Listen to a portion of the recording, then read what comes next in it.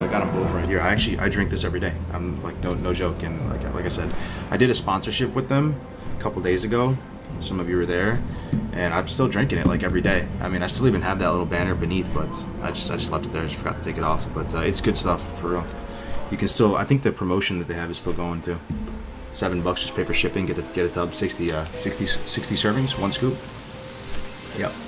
Anyway, what add-on is the camera? What's going on, Eric? It's the action camera.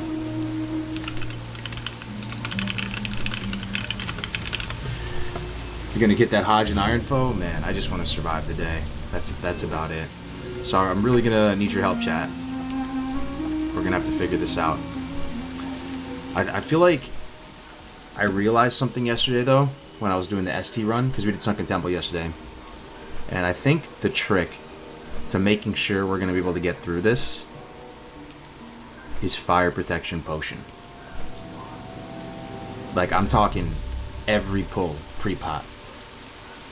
So we got a lot of fishing to do. We gotta get a bunch of those fire fin snappers, man. But I do think that's the key. Are you gonna play Endgame PPC? Yeah, I'm gonna play Endgame PPC, cousin. May you have a blessed run. Thank you, Curtis. Good to see everybody here. Bro Manda, good to see you. Here before Lord Incendius yeets you into some lava. Yo, for real though. That's the stuff of nightmares. We have to really, like, we can't misplay it all. BRD, man, I mean, we've all run it a million times, but, like, some stuff hits hard in there. Like, 60's die in BRD, right? And none of us are 60. Now, another thing I want to talk with you guys about is our priest is likely going to ding 60 early. So he's going to ding 60 probably in the first half of the dungeon. So what happens? I have no idea what happens. We've been talking about it all morning with the other mods to see what everybody's thoughts are on it. And I'll tell you what we've been... Yeah, look, I mean, the thread just it keeps going and going. They're still talking about it. But pretty much, this is what the thinking is right now with hitting 60 in a dungeon. And some people feel strongly either way, so we're still feeling it out. But here's pretty much what the thinking is at this point. If you ding 60 in a dungeon, you did not complete the challenge until the dungeon concludes. Or you can immediately hearth, and as soon as you leave that instance ID and you're out, then you're done. You completed it, right? But it's not like if you ding 60 in the dungeon, you can now die in the dungeon over and over again, right? And you're just like running with a, because you know you're done with the challenge when you hit 60, right?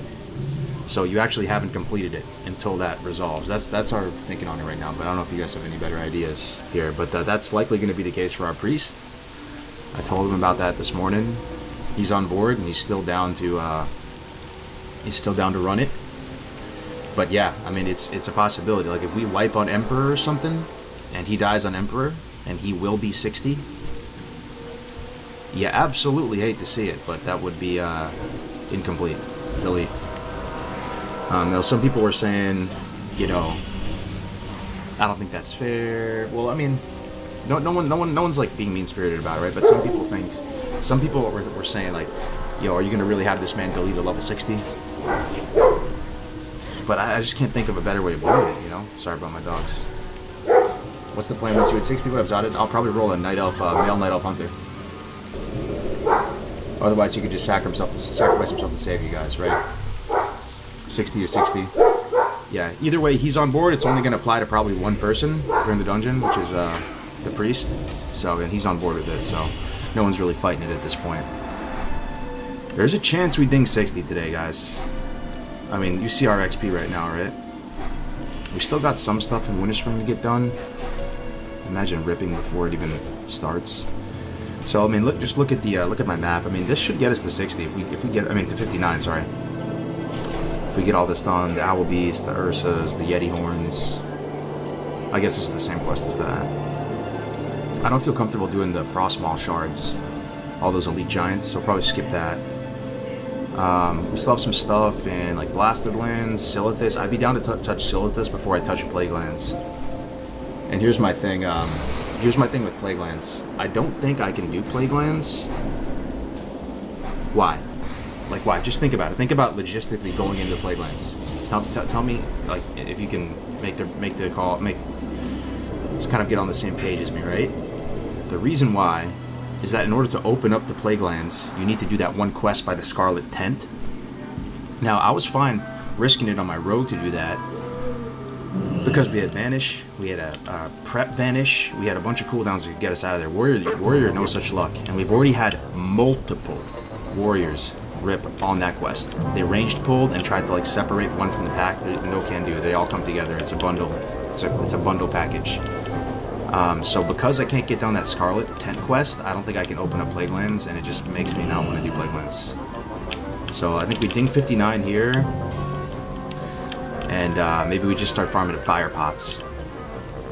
So these are the breadcrumbs to the Plague Lands, right? What can I do for you? Find the Pamela Red path. It's possible I could do this quest. This quest wasn't that bad. I did it on my rogue. That's the one where you go and those ghosts spawn and you just kill a couple ghosts. It's not bad. At least the first quest isn't bad. Can I help you? Everlook report 2K just to go to Western Plaguelands at the Bulwark, or I'll take that. See you later. Greetings. Lights Hope Chapel, 2K. For the Alliance. Might be worth. I think we got room in the quest log right now, so. The tent area can kill you 100%, dude. Those guys are incredibly strong. I think as a general rule of thumb, just like stay far away from the Scarlet dudes. Going into BRD so close to 60, yo, you and me both, brother. But I just think to myself, you know, we could ding 60 in the same way we did on the Rogue, which was doing some low-hanging fruit quests in the Plague Lands. That's pretty much how I ding 60 in my Rogue, right? I could do that again, but, yo, what am I scared of, man? Am I scared of dying? I mean, kinda, right? But I just have to realize that the journey is the destination in hardcore. And, you know, it could be a real missed opportunity to getting some more people into the community. More people might get excited by running BRD, like endgame content. I don't know. So, let's just say Grace talked me into it. I got what you need. I'm down. Be good. Another thing, too, is we respect Fury. I wanted to try it out, and I love it. I actually love it. Both two-handed and dual-wield is fun. And it made me realize that even if I didn't get Ice Barb Spear, we would still be fine, actually. The Thrashblade and the Juno's Mercy that I got, because you can pretty much get this Juno's Mercy, I would say pretty consistently. I killed him 4 times and I got it. I got this yesterday off the rare spawn in Ajara. Anyway, let's get started with this quest. We have Songflower taken, so let's start with not Ursius. Definitely not doing Ursius. We'll do these Moon Touched Owl Beasts. Fury is the bee's knees. What are you risking? You're risking your 59 levels you ran it. No, it's true, man. But at the end of the day, I could just level another one, you know. And no, I hear you, man. But I feel like I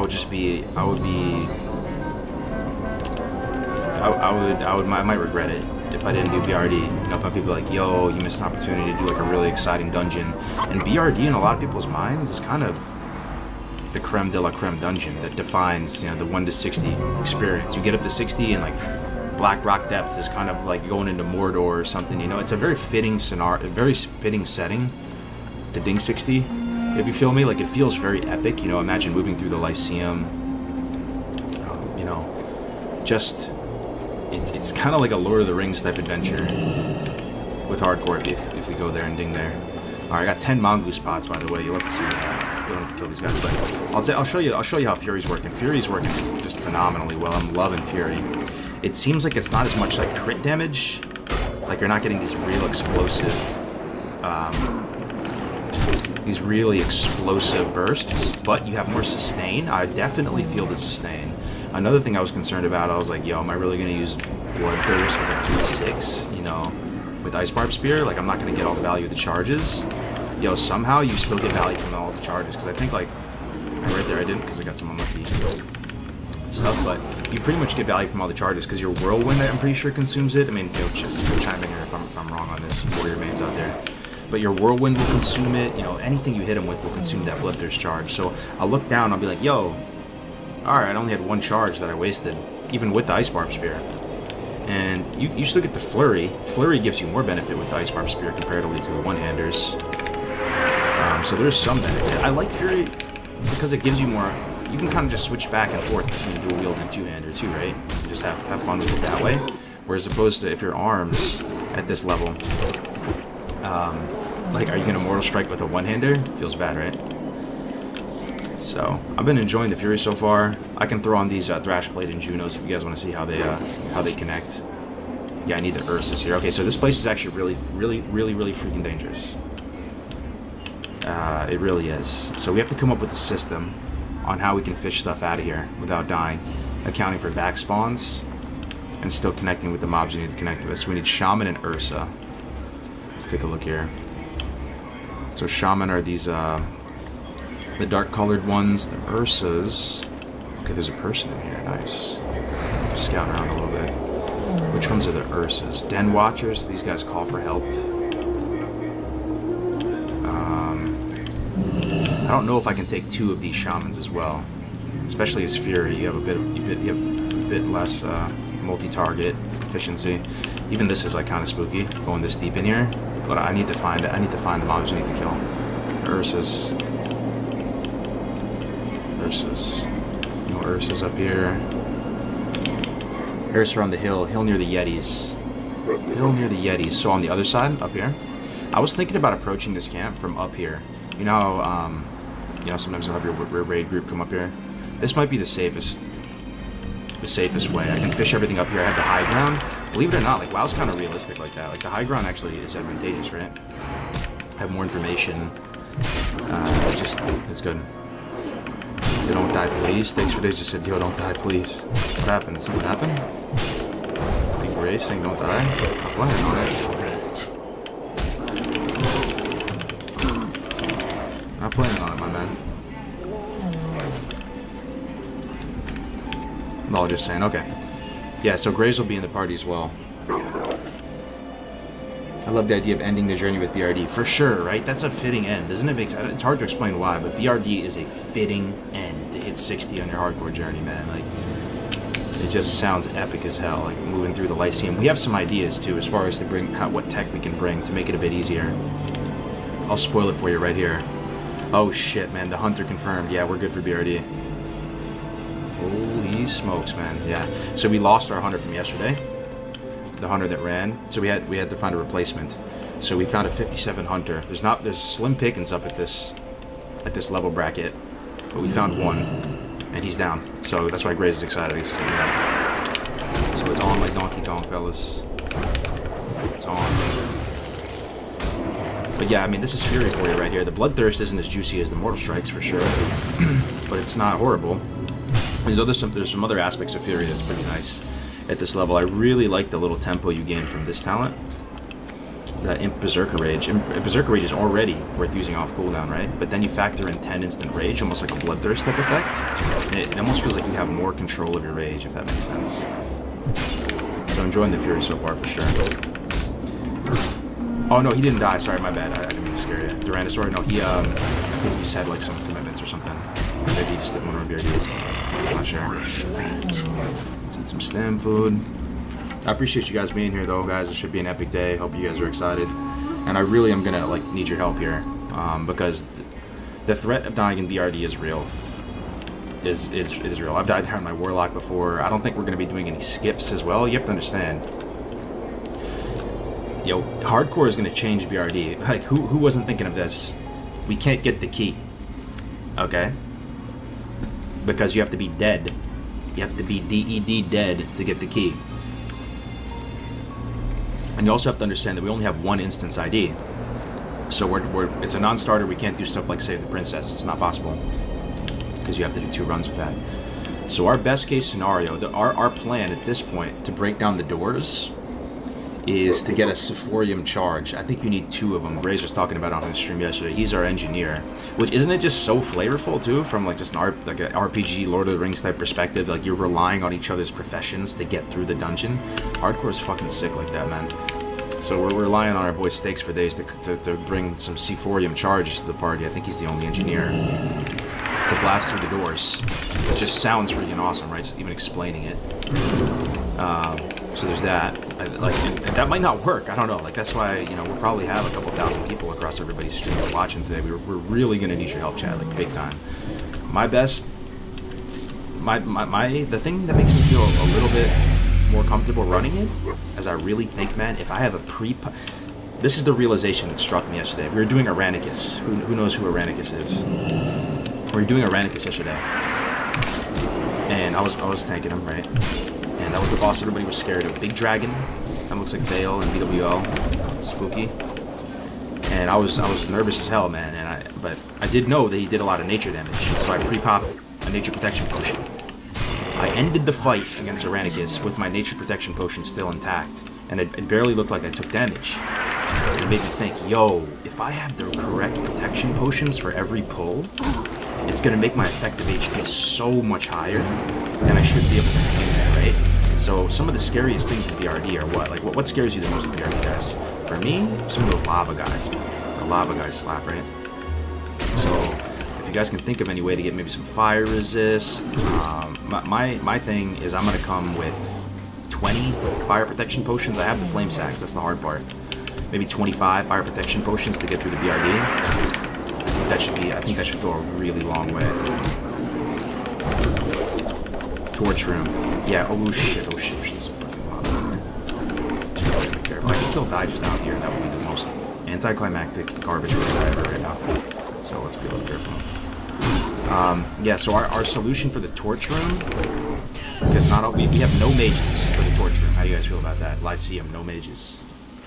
No mages. Just make sure that Grace is doing all the heals the whole run. Y'all got it? You weren't tanking the very... Oh, it was on the pet. Oh.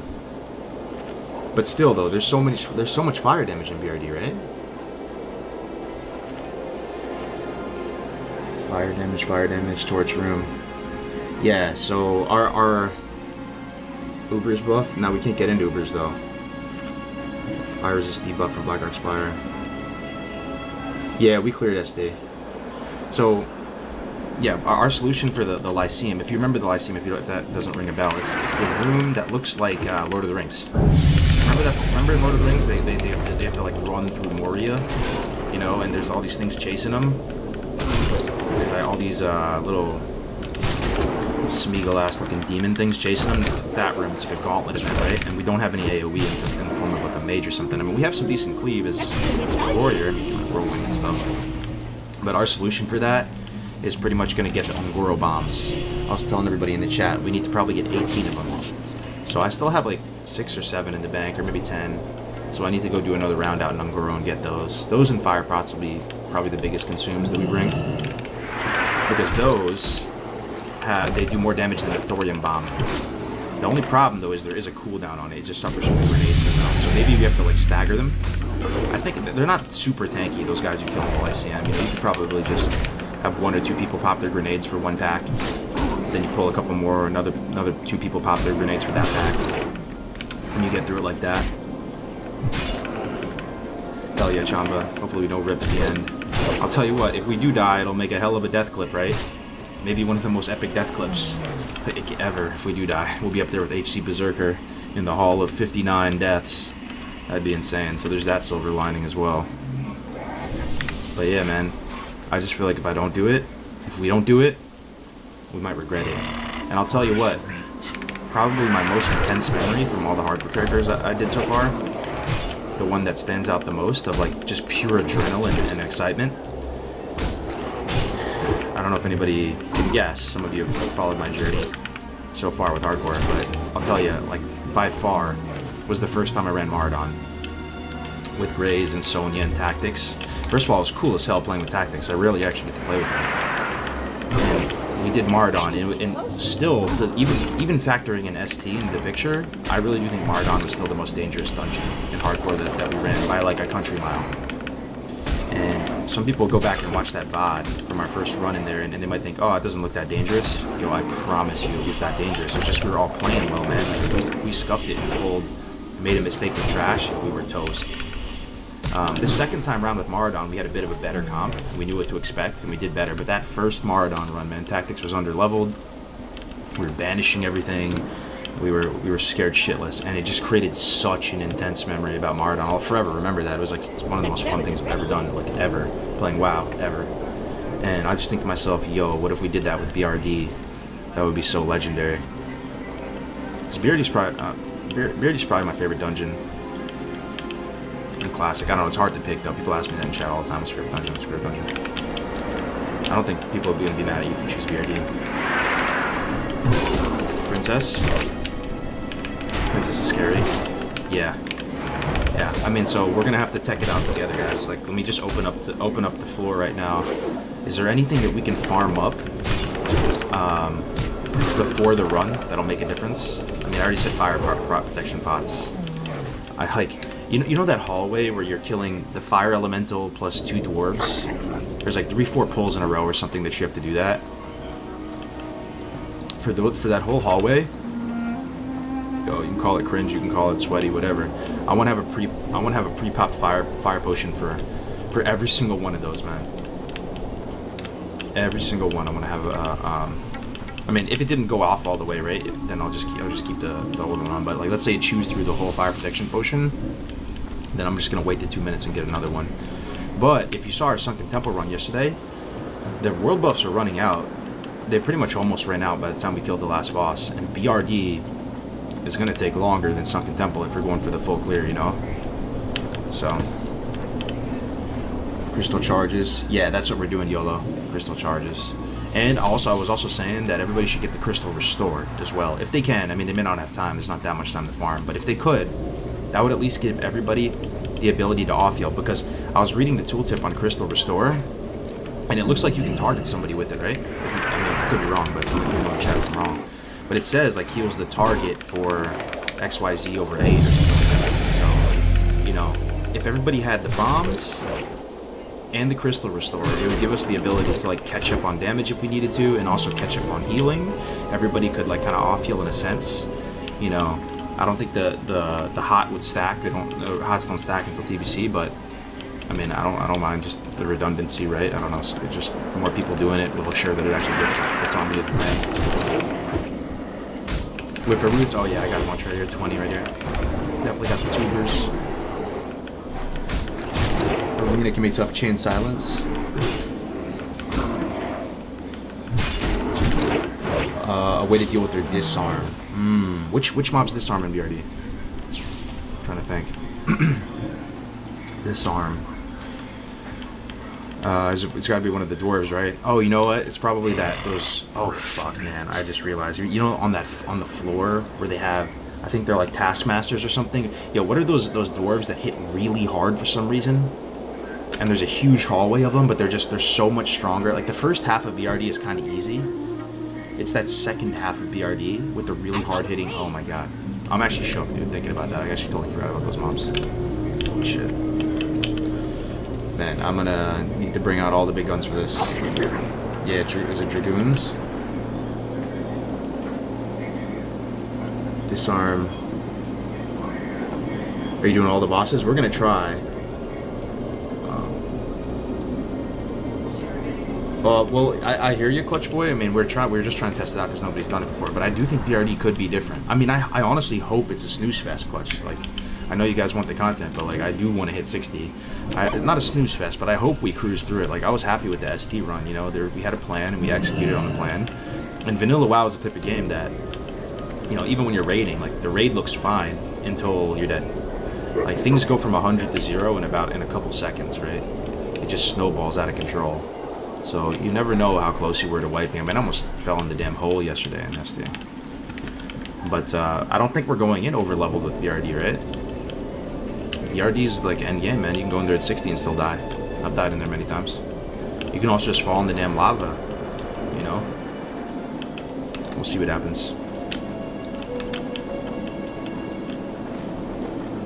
The whole clip? Yeah. You can watch it on the YouTube bot. It's like the top comment. I don't think it's a Twitch clip. Only the YouTube folks pointed it out. But I almost kind of fell in the hole in Sunken Temple that would have one-shotted me yesterday. In my defense, I think I saw the hole. I just didn't make the connection that it was an instant kill. So I saw it and I like set myself so like I wouldn't fall in it. Like I saw it to the right and I'm like, oh, I'm just walk this way. And then once I was set, I put it on auto run and I looked over to the chat. But even still, it was so stupid because if I fell in that, I would have been toast instantly. Twin Imps can 100 to 0 you. Twin Imps? What do you mean, the princess and the emperor? In less than 2 seconds? No, man. I mean,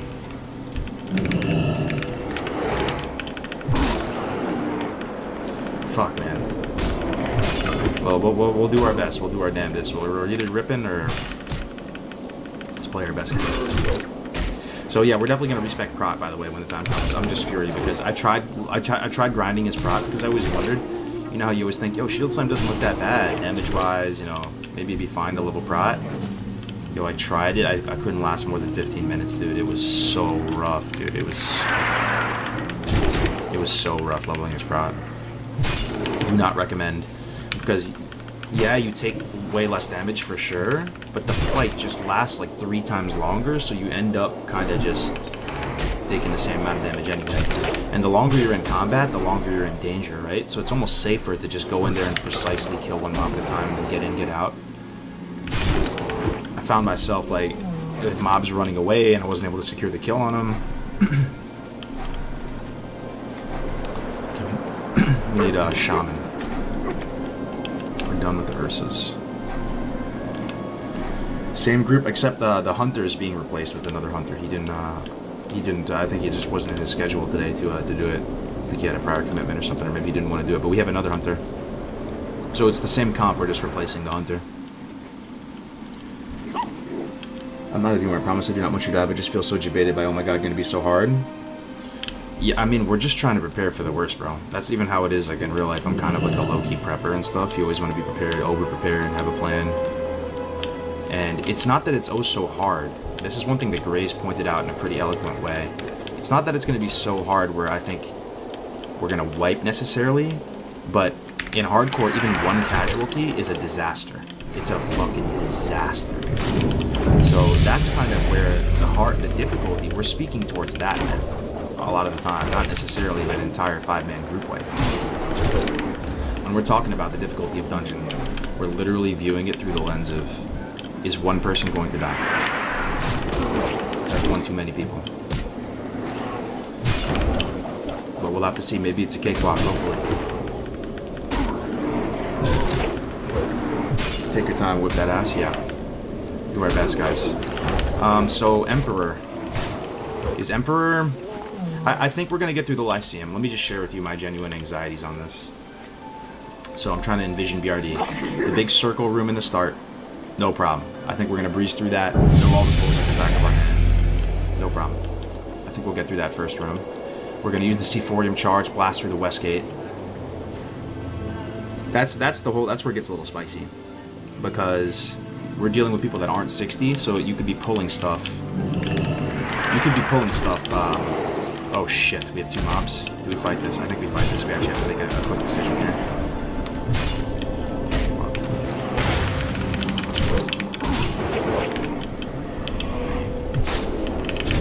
Execute off. Alright, yeah, see, this place is spooky, man. I fucking fat fingered something there too. Thank god there's a guy out there. Appreciate it. Is that an undead? Undead where? Oh, appreciate it. So one thing about Fury is... I'm gonna zoom out just a touch. One thing about Fury, man, is you don't want to fight 2 mobs when you go Fury. That's like the biggest drawback for me in going Fury. I like the damage. Single target damage is really high. But when you're arms, I would have felt totally fine in that situation, just fighting 2 mobs. Would have been totally fine, right? But it's Fury, you feel fucking terrified, man.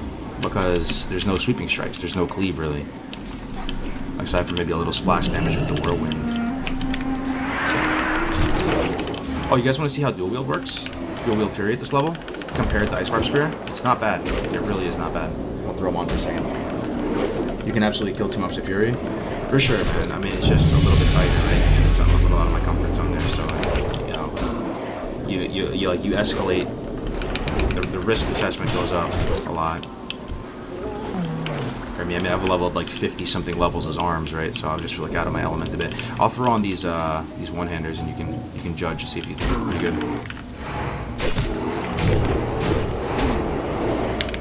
I love getting that burst rage from Berserk Rage. You're gonna notice too, we just have a lot more rage in general with dual wield. You can still get your overpowers with arms. That guy's pretty chunky, though. Alright, I killed him.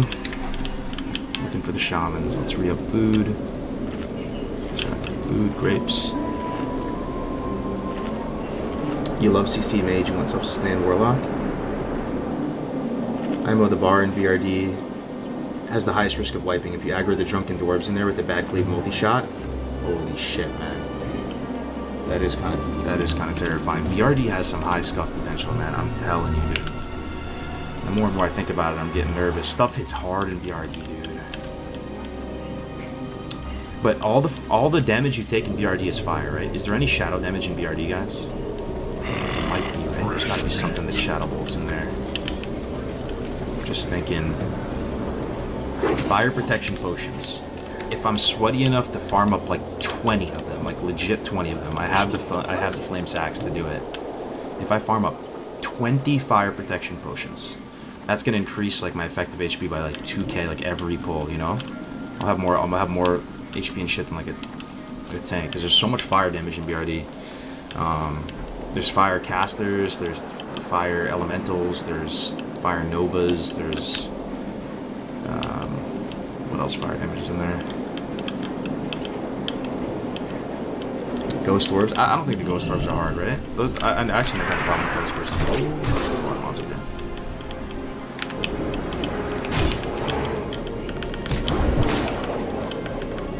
here. Yo, quick question. Any warrior mains here? Actually, I have something I wanted to ask. So I have a 3/6 weapon, Ice Barb Spear. This weapon is in a class of its own at this level. It's like ridiculously statted. So, and in Fury, if I'm going Fury 2-hander, which is weird, I would prefer to go Fury 1-hander, but my thought process is just these weapons, they're good, but they just can't compete with the IBS. The IBS is just in a class of its own, in a league of its own. So if you did, for some bizarre reason, find yourself Fury 2-hander, is Whirlwind prio over Bloodthirst? It's cheaper, and I feel like it probably does more damage, right? Because it deals weapon damage, right? Because Bloodthirst isn't weapon damage. Bloodthirst is attack, basically it's a function of your attack power. So it's kind of weird to think that Whirlwind would be prio, because you generally prio like Mortal Strike and Arms. But I think in this particular circumstance, you might want to pry out Whirlwind. Cheaper weapon damage versus not weapon damage. I appreciate it if you guys have an answer. Yes. Okay, great. Awesome. Yeah, that's what I was thinking. It just felt weird, right? I'm literally not gonna use like my main ability of this spec. Okay, I need 2 more shamans. 2 more shamans. You prio quite literally everything over MS. Oh, over Mortal Strike, even Whirlwind? As arms? I think Mortal Strike does more, right? I feel like it hits harder.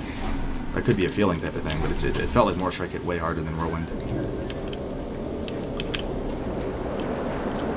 One nature pot for Golem Lord. Yo, big brain, big brain. Golem Lord. What kind of nature damage is Golem? Oh, the Chain Lightning, my guy, dude. That's actually a really dangerous part. Yo, I love you. Who said that? Who actually said that, dude?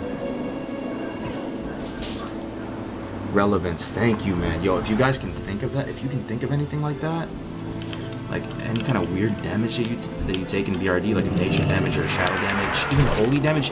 Yo, you know there's a holy protection potion? Deadass. You can buy it in the Crossroads of all places. Like there's no holy damage for miles. But I bought mine in the Crossroads, so I have a holy if there's some holy damage, yo, what the hell, right? Pre-pop it.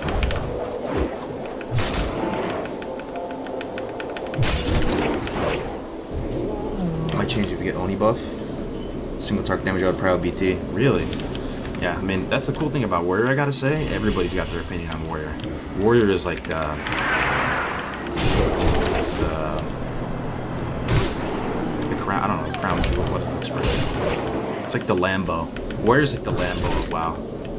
It's like just a big, pumper, delicate, like, everybody has their opinion on it. You have to use the high octane oil.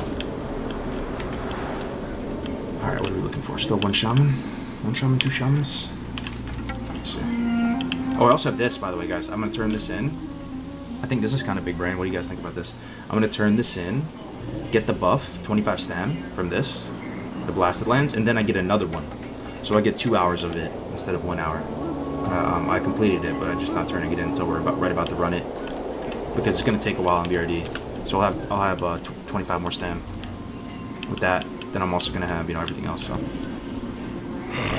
There's a way to uncap the 20-yard nameplates being shown. There was, but I think Blizzard fixed it. Okay, last 2 shamans are right here. You think we can take them? 2 of them? Yo, use chili. There's not really any kite in these. I think it's safer to fight them in place. Fire water. Oh, I should say fire water for tonight. Fuck. Fuck, that was so stupid. That was so dumb. It's just 2 mobs. I should be fine. Can I pull rage on anything? Just 2 mobs, man. We can handle it, right? Just 2 mobs. Do I have nature protection potion on me? Fuck, I don't have.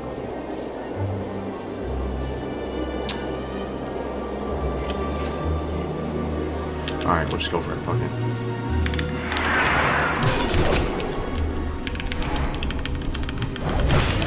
Potions, man. I'm just gonna use it too early. Look how strong they are, dude. That's the most important part. Touch, kick.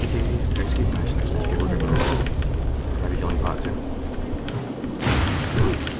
He's running out of mana.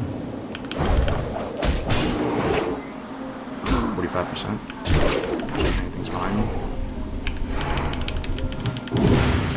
30%. Fuck. I forgot that blood. Berserker Rage triggers the global cooldown, so you can't Berserker Rage and pummel. Let's go. Alright, we're good though. Get out of this nightmare. One thing down. Prestige Yeti horns, that's what's next. Even just 2 mobs, that's the warrior life. Even with IBS, all things, man. Maybe I should have popped Death Wish on the last one. There was 1 left. I just didn't want to pop Death Wish because there was 2 of them. I felt like I was going to be taking some massive burst damage.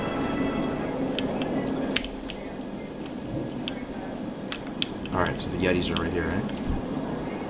Oh, these don't drop the horns.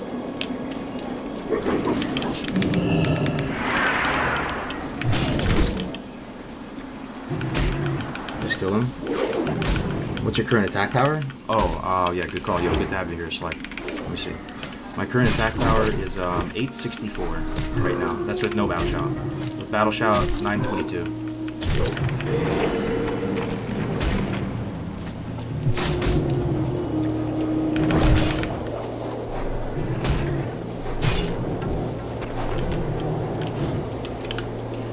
Okay, we gotta find the ones that drop the horns, right? Oh, these ones do, the matriarchs, gotcha. So the matriarchs do... This is like the mama one, okay. Gotcha. They might have some weird ability though, it might call for help, right? I feel like a mama would go like call for help. You guys are pretty chunky too. See if it has any RP when it gets low.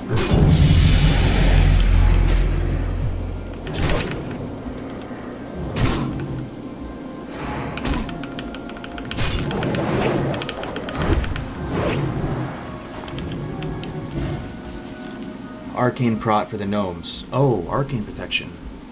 Do I have? I don't. How do you get that? I don't think I have that. Arcane protection. No, thank you though. I love how you guys are thinking though. Let me see. Fire, frost. Yeah, how do you get arcane protection? I'm down. I'm definitely down. Just have to find a way to get it. The recipe. Another thing I would like to get, but I don't think I'm gonna have time, is I'd like to get Gift of Arthas. It's kind of a low drop rate from well, it's not really low, right? It's like 4% or something from the skeletons in Raven Hill or Sorrow Hill.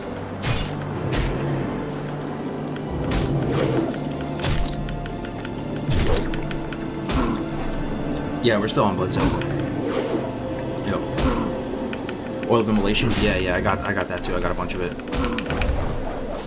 There's a lot of Fire Bloom in Blasted Lands. So I was able to restock on it, but I actually am missing Gold Thorn now. But Gold Thorn's easy to get, it's just around like the mountains, or the edges of the map.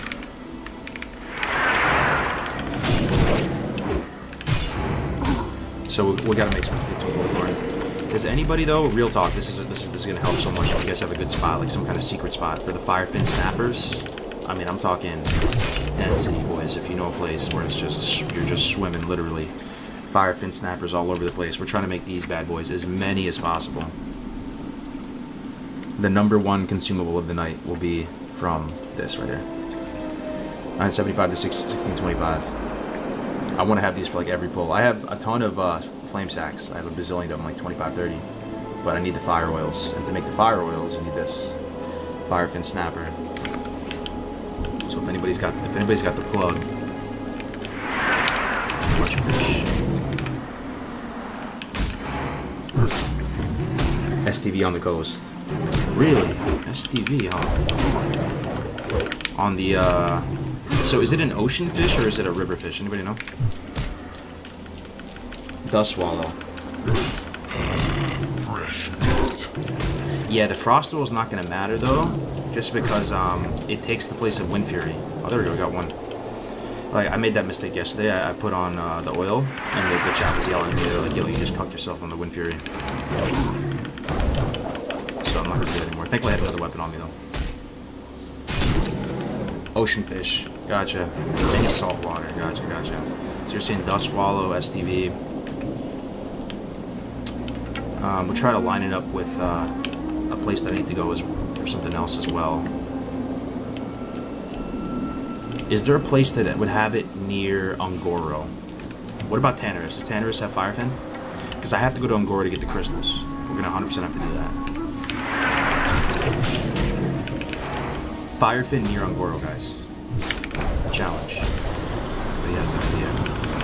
I feel like the thing about Tannerus is nice too, is I can get the eels in Tannerus, right? I need the eels for the armor bots. If they have it. Tannerus Coast has it? Okay, big. So we'll do a big we'll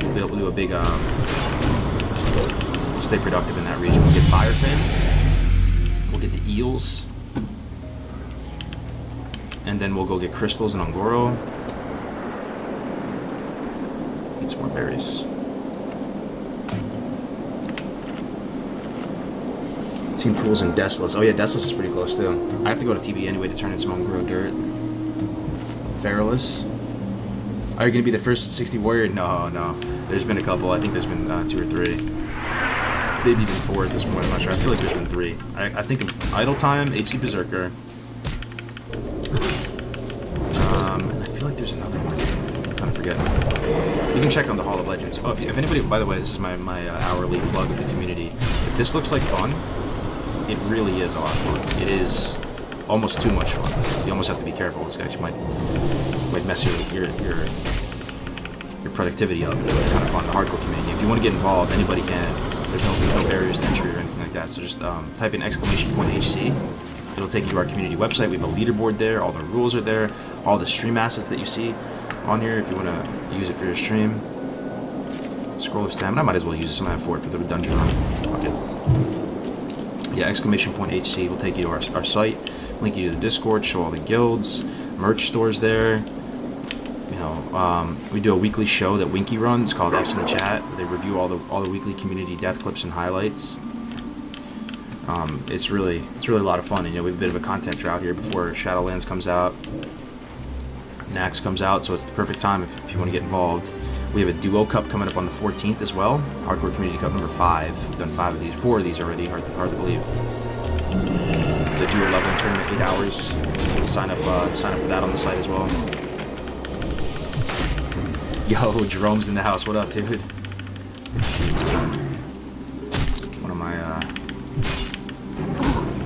One of my closest allies here on the Twitch side of things, man. Good to see you, brother.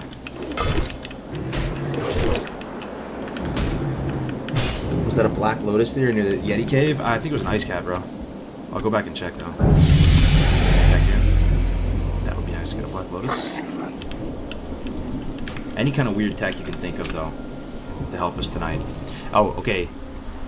So thank you for the Firefin recommendations. Is there any shadow damage in BRD? Let's think along those lines. Anything come to mind? Thinking of all the bosses in there. Trying to think of some. The only one I can think of is the dwarf. Yeah, this is Ice Cap. The only one I can think of is the ghost dwarves. You know, they come out as like a gauntlet. I think they shoot shadow bolts at you, but they're so easy. They just kick it. So I'm not even worried about that. I'm thinking about like maybe like what is Emperor's abilities? To be honest, I've done Emperor a bazillion times. I don't even know. You just have to. It just kind of hits hard. That's the thing about Emperor.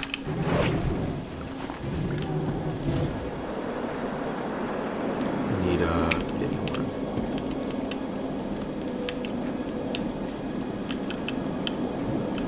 these mama ones up. The 7. Yeah, the 7. Any other shadow damage though? Oh, also, can I ask a dumb question, guys? I should really know this, but I just want to make sure we're on the same page. Can you have multiple protection potions going at the same time? Like, could you have a shadow and a nature one at the same time? Would you pop on yourself, or does it like replace it? Does it replace the other one? Pardon my ignorance. Just be nice to me. No. Yeah, the stack. Alright, sick. So I'm definitely gonna do that. If there's a fight with nature and shadow, I'm gonna be like Inspector Gadget, just pulling out all the little anything I can do, make us a little bit stronger.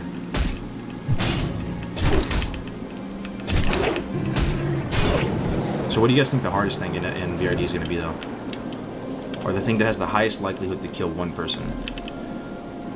There's that room with the golem and the bar too. That golem hits really hard. I forgot the name of that boss, but I think we can we skip that whole area too? Can't you just skip? No, yeah, I think you actually have to kill the golem, right? No, you can skip the golem. Pretty sure. Yeah, I'm pretty sure you can skip the golem. I'll skip that. Also, the trash right after that room, when you come out and you hook left, that trash is spooky. Everybody, it can go south quick. And also, I wonder if there's any reset spots in BRD. Because there's no running out of the dungeon once you're really deep in there. It'd be nice to know about some strats.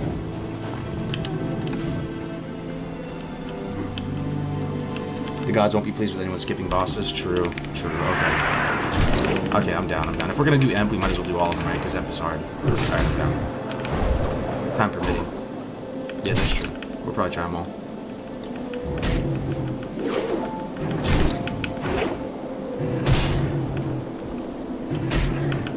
Hover over your XP bar, you're not gonna be able to see it, bro. I got these old boomer eyes, but if somebody can tell me what that exact value is, I will PayPal you like $10. There's no way, man. Look how tiny that is. That's the one problem with this UI, see that? But the thing is, there's no way to tell it, even if somebody's gonna guess. There's no way to tell if they're right. Like, even if you put that under a microscope, nobody can see that.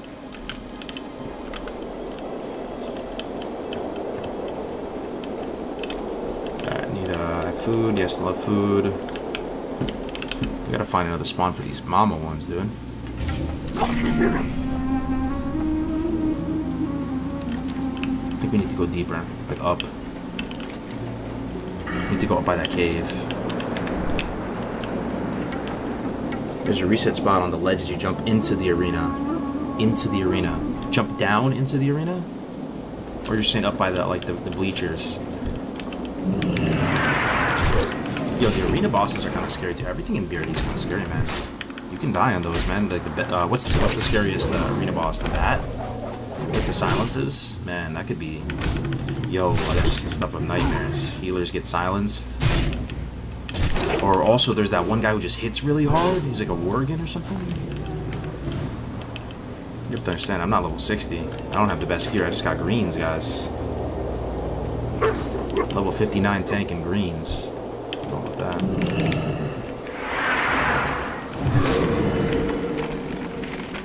The bats.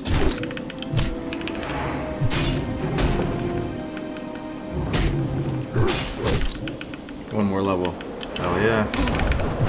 And one more level in a dungeon. Because like there's no going back on it now.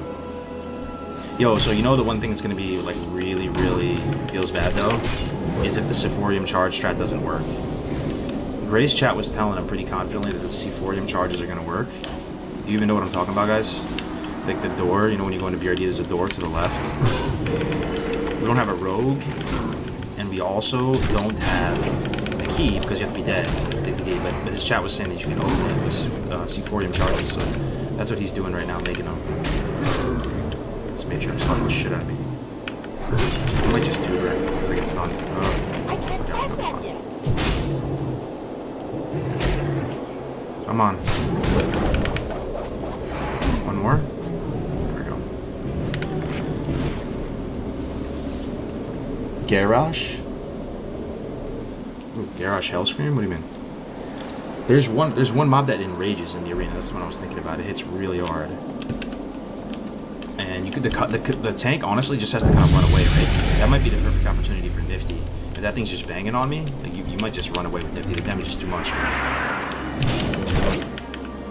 Oh man, this is a dangerous area, isn't it? Oh shit. I just realized. Let's pull this back a bit. Oh my god, and they stun. Imagine if I had 2 of them on me and they're just stunning me like crazy. Oh, this place is the stuff of nightmares actually. I want to finish this quest.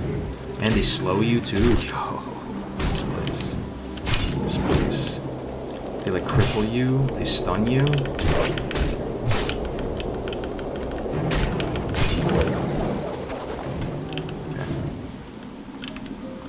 I didn't even see any of the mama ones in there either. Let me check again. The Ring of Law must have some sort of nature damage, poison dots. Oh yeah, for sure. There's some kind of. You know what it is? The Scorpion one. The Scorpion one has poisons. 100%. I can remove 1 poison with the anti-venom. Alright, there's 1 mama in there, but I think it might chain with this dude up front. That's worth a shot. If the one behind it pulls, I'll just run the fuck away. Let's see. No, we're good. Fresh meat.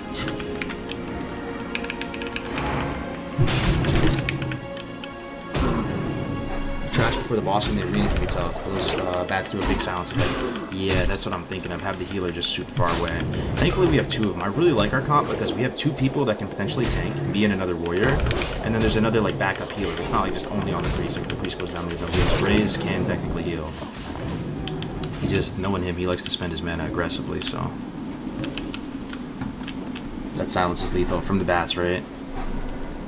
Yo, can you shield wall if you're silenced? Any warrior mains out there?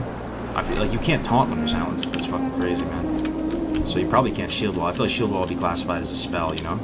There's some stuff you can do, like bloodthirst and all that. You can still use that when you're silenced.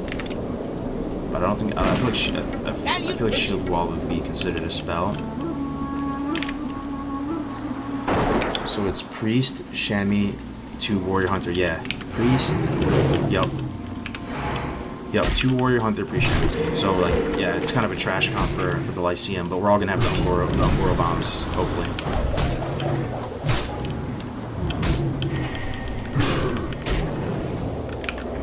It's too far away.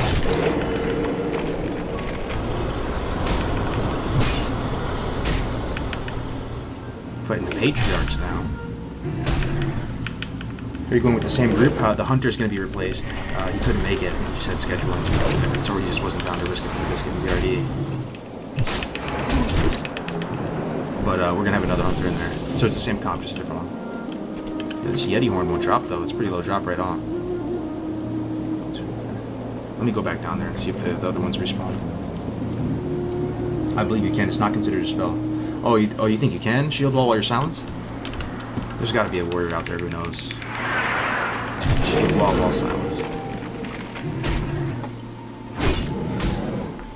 Shield wall is not classified as a spell. Okay, bet. So that's good.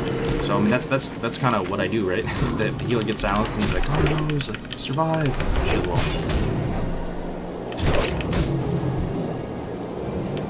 Is that a mama? That's a mama right there. Mama. Not a mama, but kind of close. You know the other thing I really like about Fury, man? Death Wish is a cooldown. It's kind of short, and it's not like that important. It's a damage steroid. Like you just pop it willy-nilly. Like you just pop it to get value from it every 3 minutes. You know, because it's not really like a survivability cooldown. It's an offensive cooldown. So you know, I like it. I just find myself using Death Wish a lot, pretty much off cooldown. Death Wish's life. Yeah, I like the flurry too. The flurry is so nice. Yeah. To be honest, I honestly thought 2-hand Fury was trash. It might be trash, but just given my situation, you know, with IBS, it's the play right now. I'm liking him more than I thought I would. Definitely feel the sustain. I'm eating less. Series. Death Wish right there. Taunt is classified as a shout though, so you can't taunt under a silence. Gotcha. So it seems like most people are on the same page. You can't shield while under a silence, which is nice. Nice to know.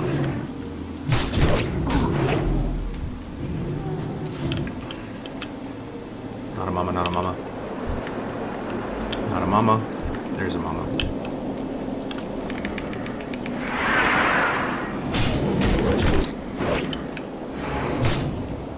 Don't forget about the priest using mind control some mobs. They can buff the group.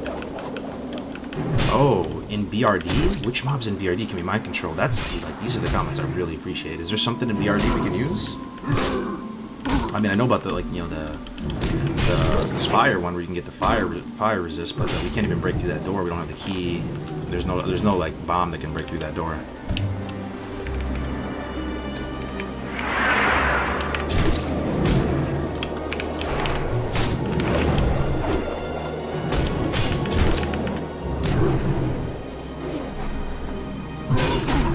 It has utility though with your immunity. Yeah, true, but you have Berserker Rage, right? That's true though. Is there some fights you would death? No, you're not gonna go Furious. I'm going Prime. I'm gonna go that same spec I went yesterday. I'm gonna be so much more comfortable on it now though, since I did it yesterday at SD. I feel like I'm gonna know what I'm doing a lot better. You don't need the key. The bomb's outside. Give you the buff. Oh, bro, you kind of right, man. Hold on. Yo, that's big, man. You're right, because you go in through the portal, right? And then to the right is Elbers, to the left is Ubers. It's the mob under the bridge that gives you the fire. What is it? How much? What is 65 resistance? It's only 1 hour though, right? Still big. 100% doing that, like 1,000,000%. 1,000,000% doing that. 1,000,000% doing that. 1,000,000%. Really big brain. Thank you so much. I wasn't even thinking about that. For some reason I thought it was in Ubers. Oh shit, this thing's gonna hit me hard.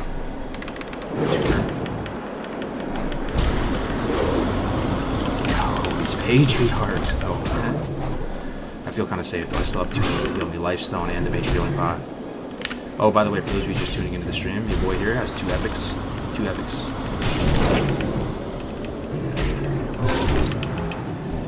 Alright, he's down. I still need this horn. Holy shit. When taking multiple mobs on Druid, do I swipe or tab them all for threat? Swipe has some kind of insane multiplier on it as well for threat. So I think you just swipe, man. IMO, but if it's 2 targets or something, maybe you maul. I don't know. I would still probably swipe 2 targets. I feel like I heard that before. I've talked with some big brain druids before. And I think it's just 2+ you swipe. Single you maul. That'd be my guess. Let me just wait a second. Try to thread the needle here. Probably need some more ammo for the run. 131.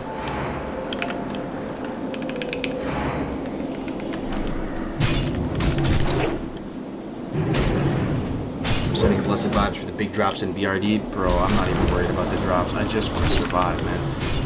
Am I the most at risk for dying? 100%, right? I'm the tank, guys. Yes, we got it. Got the horn. Yo, I'm definitely the most at risk, right? Kill some owl beasts now. Kill these owl beasts, and then honestly, all these quests that we're turning in, because we have like 3-4 quests right now, plus these owl beasts, that'll ding us 59, and then we can start working on consumes.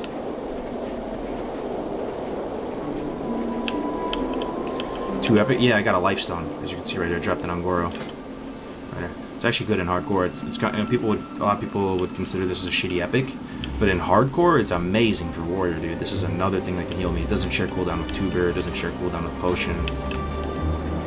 And probably out of all the classes, I'll probably get the best benefit out of this HP 5 component, right? Because I'm constantly taking damage of the face tank, everything. And 10 HP 5, that's the amount of HP 5 you get. That's more than the amount of HP 5 you get through an unbuffed diamond flask. So, Moon touched Owl Beast down here, okay. That spell isn't ready yet.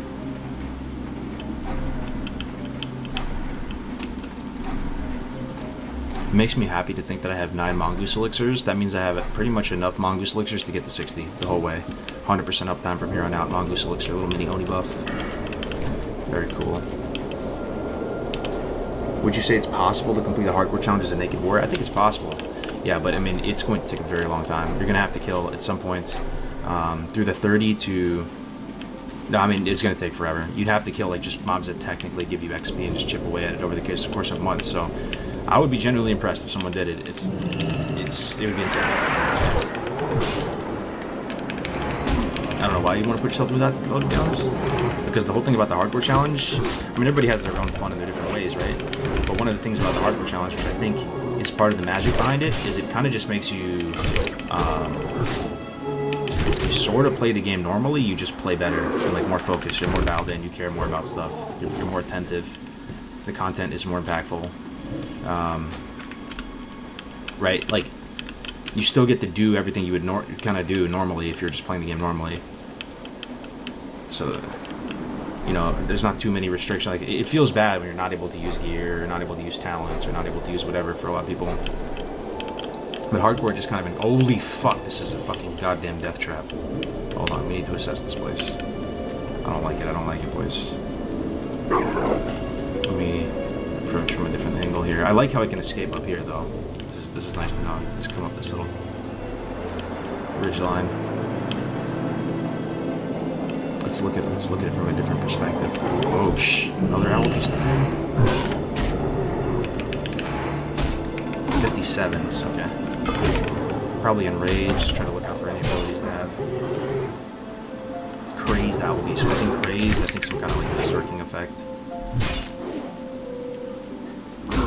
What class we do next? I'm gonna play the class I'm gonna main in TDC next, which will be a Night Elf Hunter. But it's not gonna be Resident Sleeper like a lot of you might be thinking. We're gonna try to really push it because Warrior out of all the classes you have to play the least risky. So I'm glad you guys are still watching. You know, I mean, there's other reasons to watch Warrior leveling though, just because it is so painful. Maybe it's kind of fun to watch somebody suffer through it. But the Hunter, we're gonna be killing. We're going to be like a big game hunter. Every day we're going to have a new bounty, pick some really high level target, elite target, and we're going to kill it. It's going to be fun every day. It's going to be we're going to be pushing the envelope. I honestly want to try to solo dungeons too. Solo. At level. I mean, you probably have to be max level on the meeting stone, but I'm talking like weird stuff, like getting a turtle pet, using shell shield, and just chipping away at like dead vines over the course of like 2 hours and trying to solo it. Just weird stuff like that, manipulating the pathing inside the dungeons. We're going to have some fun on the hunter, and we're going to do it hardcore.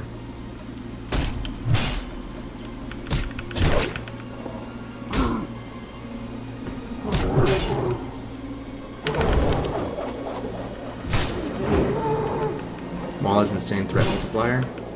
It's always Cryos Carmset, I think. But Swipe does too, right? Swipe and Maul. Any Druid mains here by chance? Druid Feral mains? I think they have the same threat multiplier. Swipe and Maul. Okay, no, they're all... Don't they have a...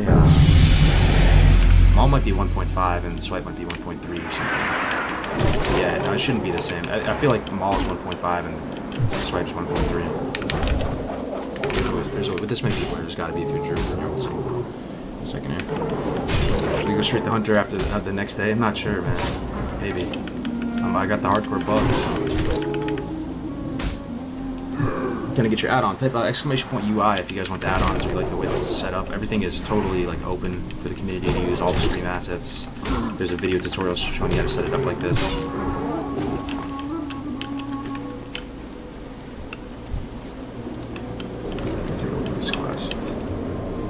Wild Guardians, touchdown beasts. So, let me take a look at this place. There's a fucking Alliance NPC here.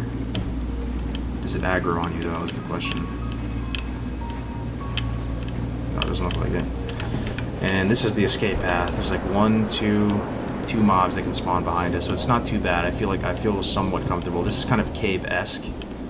Looking at this, because I think the mobs need for the quest from this point onwards. But we just know if we have to escape, there's only 2 mobs we have to get through. It's not bad, and we can escape out the left side as well.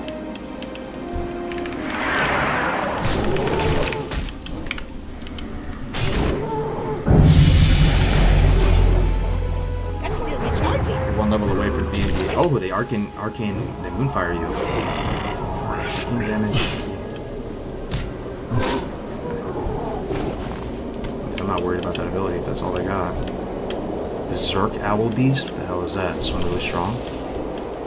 Berserk Owl Beast? There's Crazed Owl Beast, there's a Berserk Owl Beast. Doesn't seem to be hitting that much harder. He was Berserk when he gets low.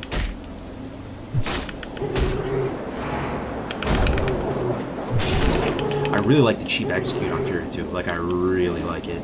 It feels like you're cheating, man, with execute. I feel like you can use it too. It's so nice. Alright. Just kill one, you'll be fine. Maul has 1.5 multiplier, which makes Feral MCP so good. What does Swipe have, though? What's the modifier on Swipe? Oh, no, we're on both Spicy. We're on YouTube and Twitch. Are you only using items you found yourself? Yeah, it's pretty much, yeah.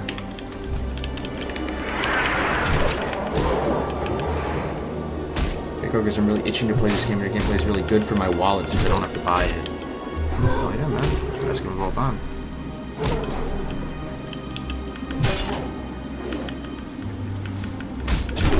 Did you survive ST? Oh, yeah. We wouldn't be playing this character. If you ever see us alive, we survive. It's the second we die, it's over.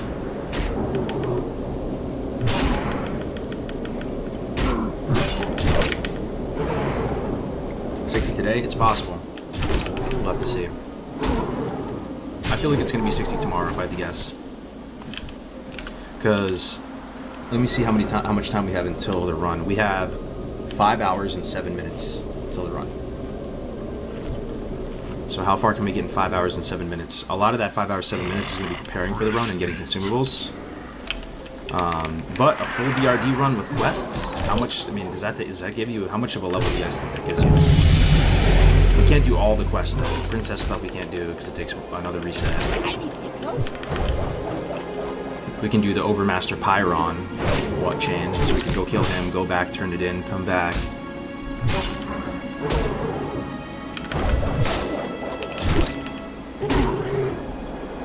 Oh, it's only 4 hours, 7 minutes?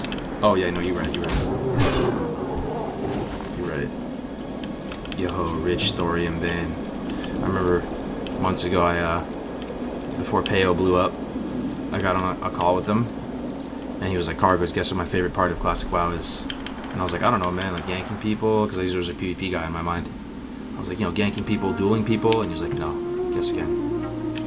I was like, I don't know, man, I don't know. He was like, rich thorium vein. It does look pretty juicy, though. Look at that. The smoke.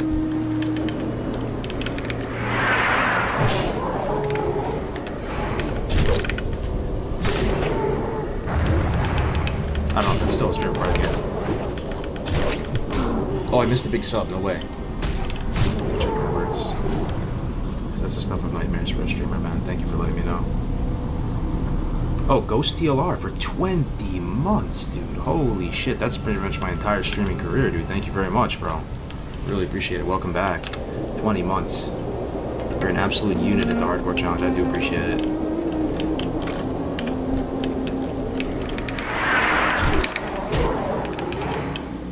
Thank you very much, man. You're still in Prospect? No, not at the moment. We're going to go back to Prospect. I just tried it. I was able to answer that question. There's nothing like first-hand experience, right? I love theory crafting just as much as the next guy, and it can be like really fun and you think you're onto something, but until you try it yourself, you don't really know, right? And I tried prot leveling and it was just too slow. The damage was not high enough. And that's what a Thrash played, and it just wasn't high enough, man. It was too painful. Would not recommend it personally. I wish it was good. Trust me, I'm not like the type of person that's trying to hate on prot leveling. Like I wish it was solid. I wish I could sit here and be like, yo, prot was amazing. I'm going prot next time, but it's just I don't know.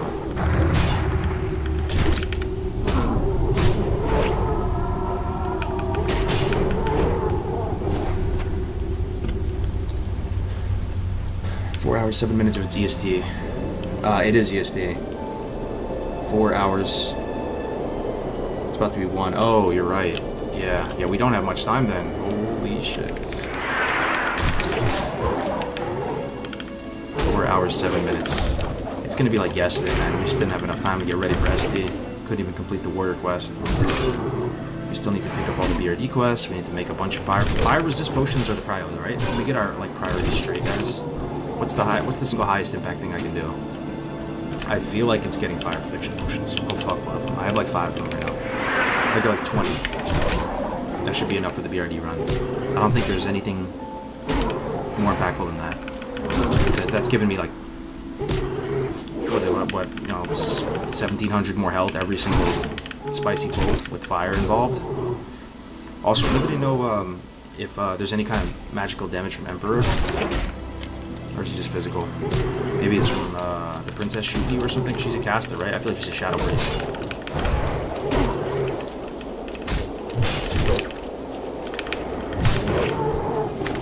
What's your plan after hitting 60 on the Warrior? I'm gonna make a Night Elf Hunter. And just that's gonna be the character I play in TBC. Do you have any armor buffs going on? I do. I need to get some more though. I got 3 hours worth, which should be enough, right? I mean, even this right now, this is why it's kind of a low priority. I mean, how long do you think a full BRD is going to take with people really dialed in and focused? We're going to have world buffs, not all of them, but we'll have ZG and, well, maybe not even ZG. We might just have only buff. But I'll have this Elixir of Superior Defense. I got 3 of them, 450 armor from that, and I'll have another 200 armor from the Ongoro Crystal. So that's 650 armor I'll have from consumables. Why Night Elf instead of Dwarf? I people ask me that every day. It's, believe it or not, man, I just think dwarves look I think dwarves look weird in space. It's not even for like the min-max of how much, I mean, they have higher base agility, about a gem's worth, but I just think dwarves stand out of all the races. And I love dwarves, man, they've grown on me a lot over the years, but they stand out of all the races that look just awkward in like a space game, space environment, you see.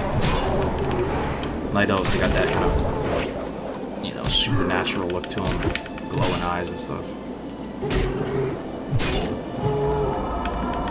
You're making multi-boxing an actionable offense? That is music to my ears, man.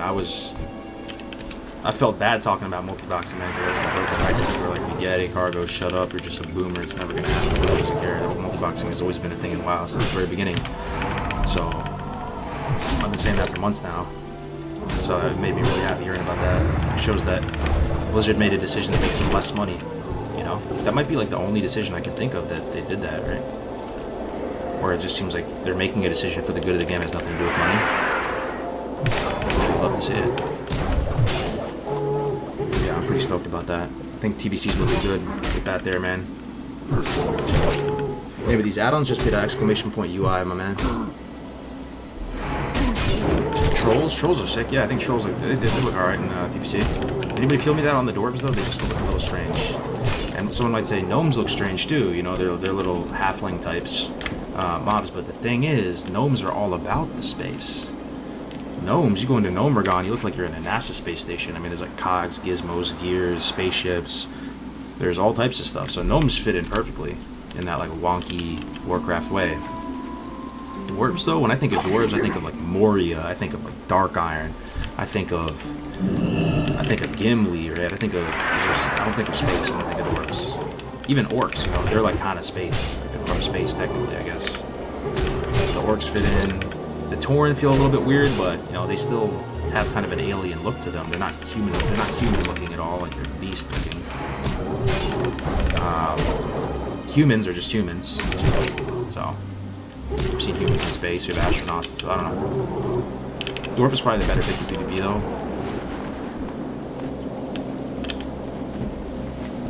And there's no way in hell I'm rolling the drain out there. Maws in the mail, yo, I'm so surprised that you guys are really like liking them all. I'm still drinking it every day. I've actually had moments. Honestly, I didn't know what to think about this type of product, whatever you call this type of product, a gamer caffeine. I didn't see the value add in it, to be perfectly honest with you, because in another life I was really into the gym and I would take pre-workout all the time, right? C4, Activity, you name it over the years, I know Explode, you name it. So in my mind I was like, yeah, I'll just take that, I don't know, man, it didn't seem that great. I actually now see the value in it, because there are often times for me, because I'm a big coffee drinker, but you're kind of too lazy to make a pot of coffee, right? You have to go out there, you have to clean the little pitcher, you have to go grind up some beans, you have to go clean the little filter, you know, let it drip for like 10 minutes or whatever, then go out there and pour yourself a cup. Sometimes that's just not in the cards, so you don't feel like doing all that. In fact, you can just grab a Poland Spring bottle, throw a little baby scoop in there, and get basically like pre-workout type energy without any of the beta-alanine or any of the stuff that gives you the tingles. It's pretty useful. It's pretty useful. And again, like I'm not even sponsored by them anymore. I just like the product, so. Fresh thought about ordering some mod, but I live in EU. Yeah, maybe. It's a good deal though. At least for the first, at least for the first one for sure. It's like $7 for shipping, and you get a 60 serving tub. I tell you, that was the thing. I thought there is no way in hell that little scoop would have been one serving. That it was going to be like a 2-3 scoop type of product. It's a 1 scoop type of product. Believe me. 1 scoop and you feel it. You feel like Dave Chappelle in that skit. You feel the buzz. Beta Alanine tingles, yeah. Orcs from space? Are you drunk? They're from space. Yeah, that's their lore. They're from space. Trust me, bro. I don't want to believe it too. That's their lore, bro.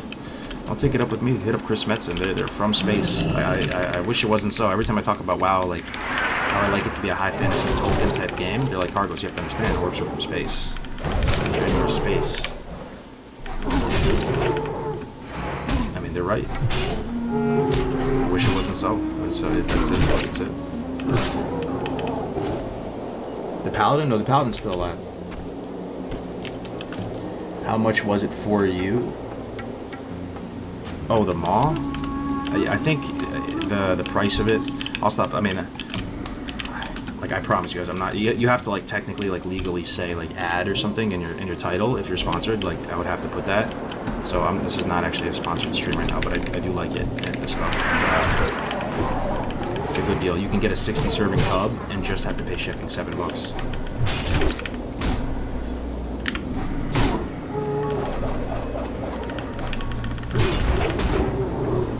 Gotta get that Pally to 60 so people stop asking. Yeah. It's 47 right now. It's not that far.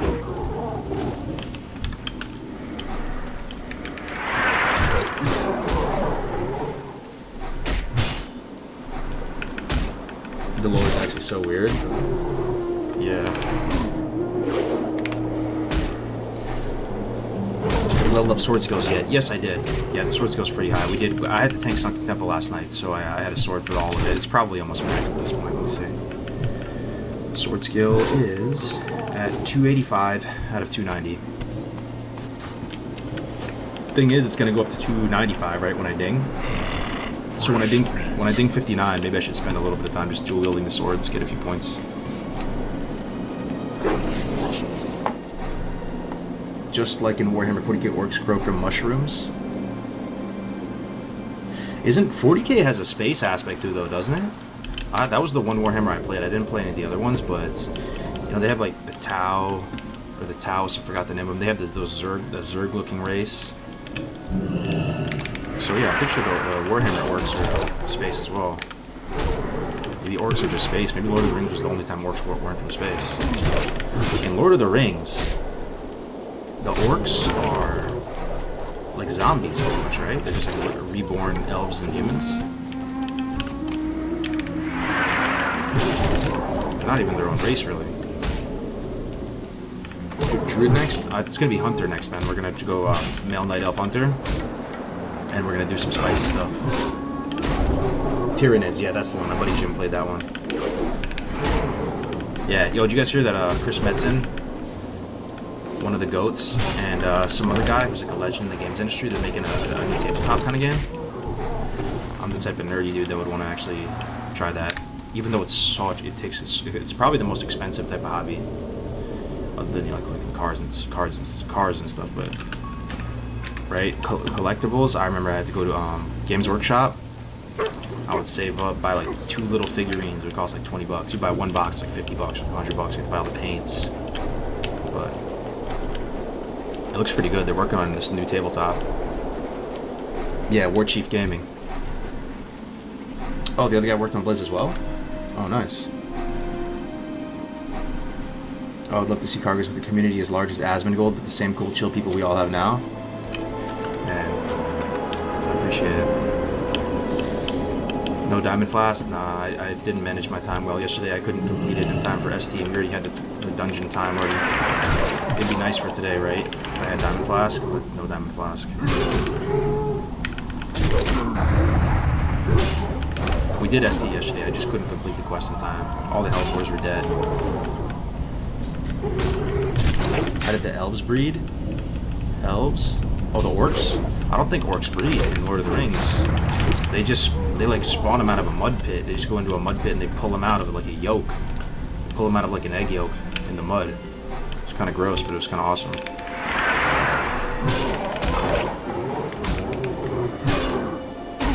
I think elves just get it on with the humans, man.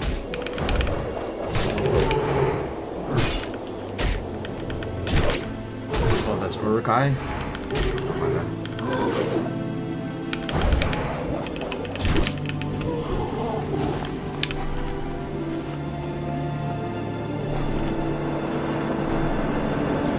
They come out of some weird skin sack. Speaking of Games Workshop, War 40k has a space warfare called Squats. Oh yeah? Yo, Warhammer 40k is awesome though. I love the look of that universe. So nice. I played some of the RTS games for it. So fun, dude. Like Space Marines, Chaos Marines, or Chaos Knights, sorry. Imperial Guard. I feel like that's kind of like Warcraft, but kind of more serious, you know. They actually tried to make a Warhammer MMO, and it was good, but I think that the reason why it failed was the timing of it. It came out right before like TBC or Wrath or something, but it's actually a really good MMO. There's like a private server of it. I played it a few months ago, and you can the character customization is really cool. You can play an orc.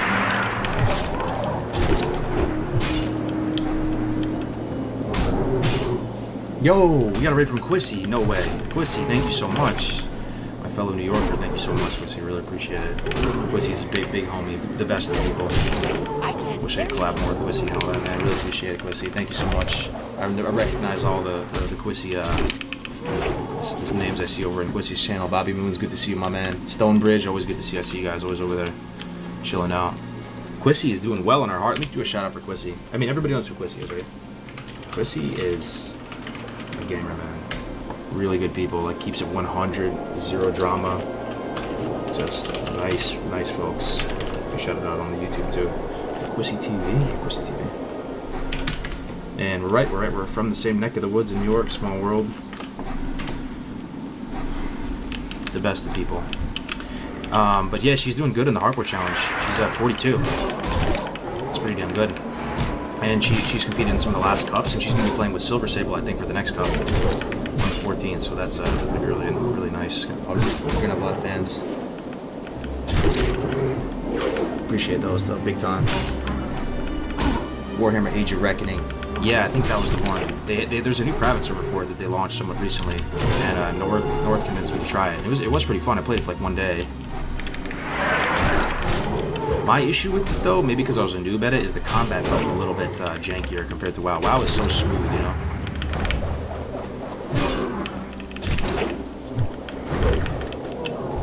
Alright, 4 more of these Alkins. Yeah, we're gonna get there, guys. 2 bars, and we have a bunch of quests to turn in. Oh, baby. Still got this quest to turn in, this quest to turn in, some breadcrumbs.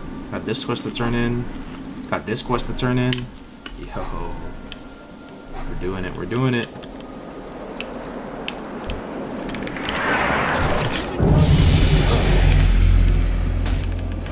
What time is BRD? 8 p.m. Eastern time, which is 5 p.m. Pacific time. So in 4 hours, pretty much. There's also a new, speaking of like new private servers, I mean, I'm so into hardcore, man, in this community that like I don't really have any plans of playing any other game. I might try Cyberpunk though, to be honest, just because I mean, I really do not play Cyberpunk. But there's a new project, there's a new Diablo project.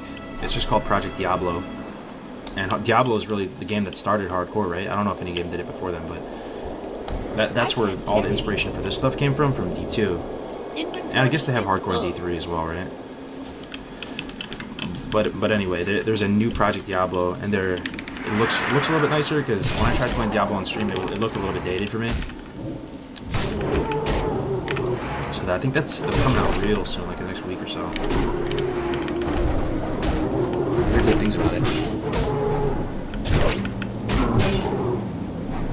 Yo, Joey, thanks, man. Yeah, we didn't die in the Navy. We pretty much just hid out and tried to keep a low profile, kill some wolves, stay by the southeast guy, and Just kept an AFK macro handy and just hope for the best. It took us a couple attempts, but we got it done. Oh shit, my mongoose ran out. Wanna go skeleton for a little bit, guys? Skeleton looks pretty cool with the animations. So skeleton, eat some food. Not with the chili. Skeleton looks pretty cool in the snow. Hey, this whole area looks pretty back of the box, actually. Imagine you never saw WoW before and you just went to the stream and you saw this. How would you feel? Winter Spring looks so nice up here. Winter Wonderland.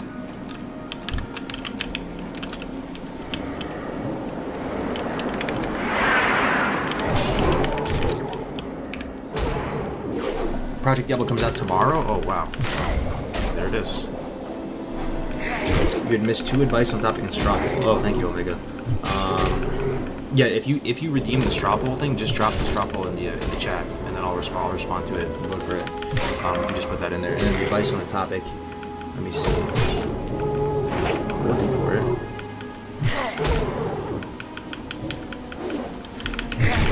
Cards say not to join any groups or put yourself in a position to make choices for others where heavy sacrifices will be demanded, resulting in bad luck for everyone. Your cards? What is that? I don't even know what that means, bro. What is a card?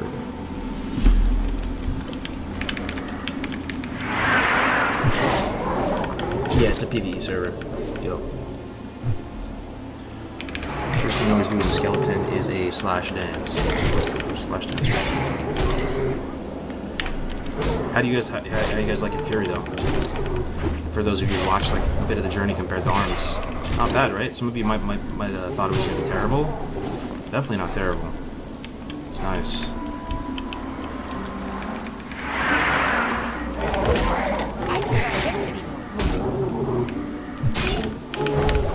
I'm considering getting ice burbs for around 50 hardcore warrior, but is it frowned upon by the community? Some people frown upon it, and it's honestly an imperfect. It's kind of imperfect. Some of the rules are imperfect, but what I would say is like the rules don't have to make perfect sense. You know, they kind of just we've gotten here historically. People have done AV and BGs through the 10 months this hardcore's been a thing. So the type of thing that it's fun to watch, it's fun to play. Nobody gets hurt if you get 60. You don't win like $1 million or anything like that. So, like, and we don't have that much runway with hardcore too with TBC coming. So I just say, man, it's not broken. Let's just ride it out. We'll see how far it goes. If it really becomes people who gets really, you know, like they really feel strongly about it, maybe one day we can change it. But it's just the type of thing that anytime we even tried to think about changing something, you get so many comments like, who are you to do this? Who are you to do that? Like, you know, I didn't hear about this rule in time or whatever. So pretty much all the mods are just playing hardcore. They just want to play the game as well. So I would say no to answer your question. Go for it, man.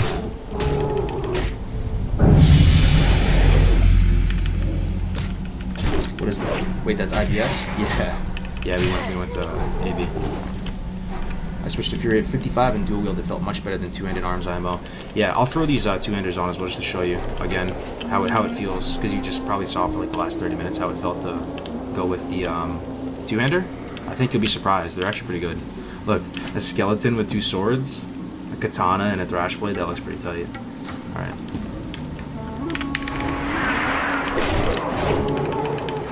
So you'll see, it's really not bad. And this is really consistent to get compared to IBS, right? So even without IBS, you can still be fine. Just get the thrash blade from Maradon, everybody can run Maradon. No problem. And then just get the Juno's Mercy from that rare spawn. Actually, it's taking a while with this guy. There we go.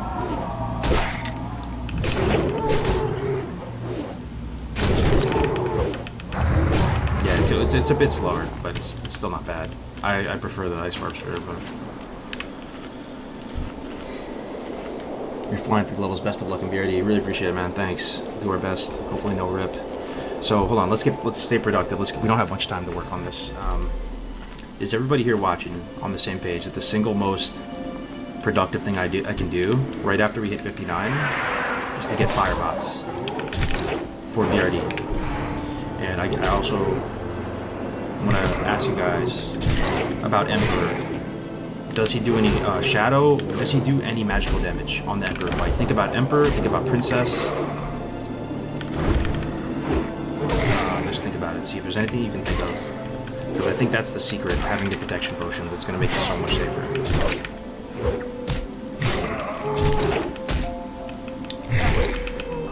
He does. Is there any class that has not reached 16 hardcore? No, they've all been reached now. Even duo has been reached. Where'd you get this UI, broski? Type exclamation point UI, my man. I'll give you there's a tutorial there. Princess does Mind Blast and Shadow Word. That's what I was thinking. She seems like a Shadow Priest, so... Shadow Protection Potion. I have a couple of them.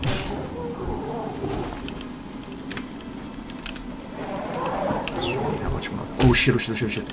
I might have to do 2 here. I'm gonna 2 versus where I'm at. Okay, I think we're fine.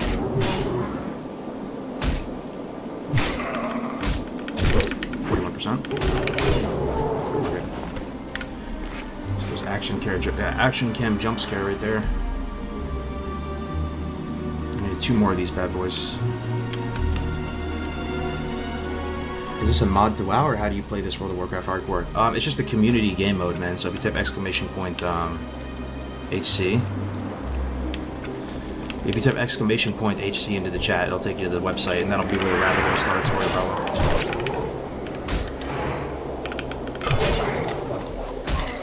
Can't stick around for Beardy. Good luck, man. Appreciate it. Take care, man. Catch the vibe, maybe. Emperor has 2 fire abilities, so I think we're onto something, right? You know, it seems kind of sweaty to use protection potions in the dungeon, but we have 1 life. I think that's going to be the difference maker. If we go into Emperor with a pre-popped Shadow and Fire protection potion, it should hopefully be easier.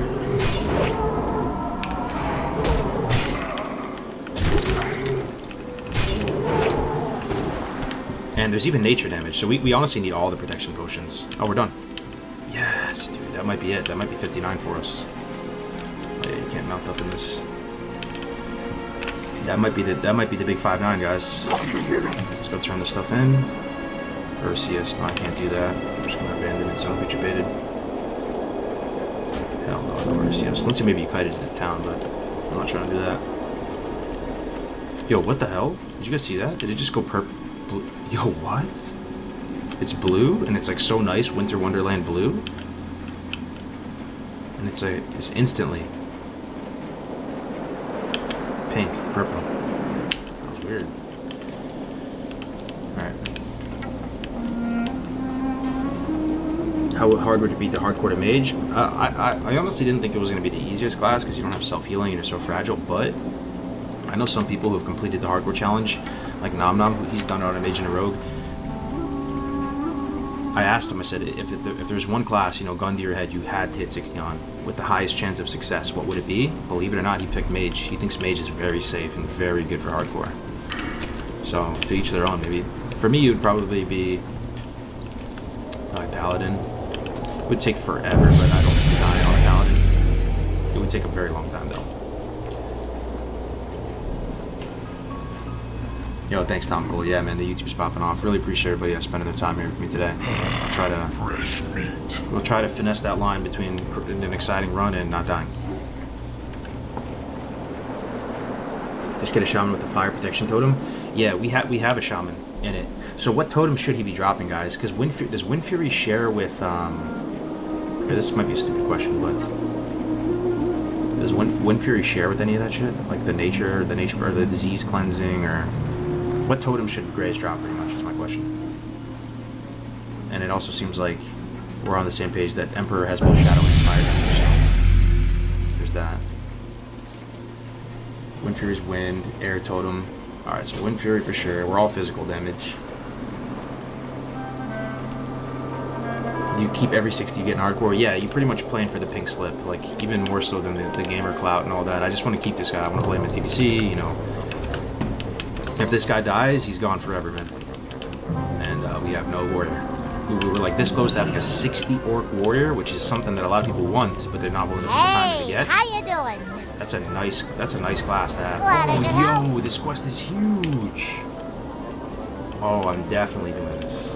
This quest is S tier quest in hardcore. Let me tell you why. The Mechanical Yeti quest, ladies and gentlemen. First of all, it's like 8k XP or something. You saw that, right? Second of all, the reason why this is so good is it's kind of like a target dummy. So if you're in a bad spot, let's say a Devil Sword gets on us.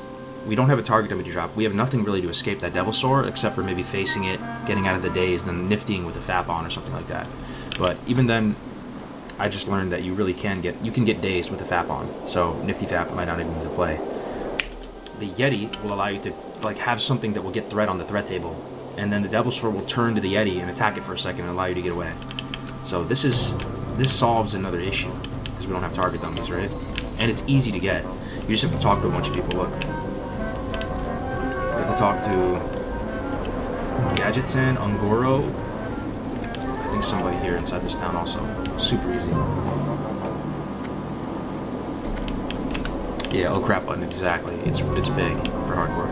Well, spit it out! What do I have to do? Use an item? This way. Alright, sweet. One down. Did I turn in the quest yet? I think I did. We have to go over here. Turn those in now. Demo hardcore.org. I'll probably, you know what? Here, let me just play something real quick. I just got to, I'll be right back.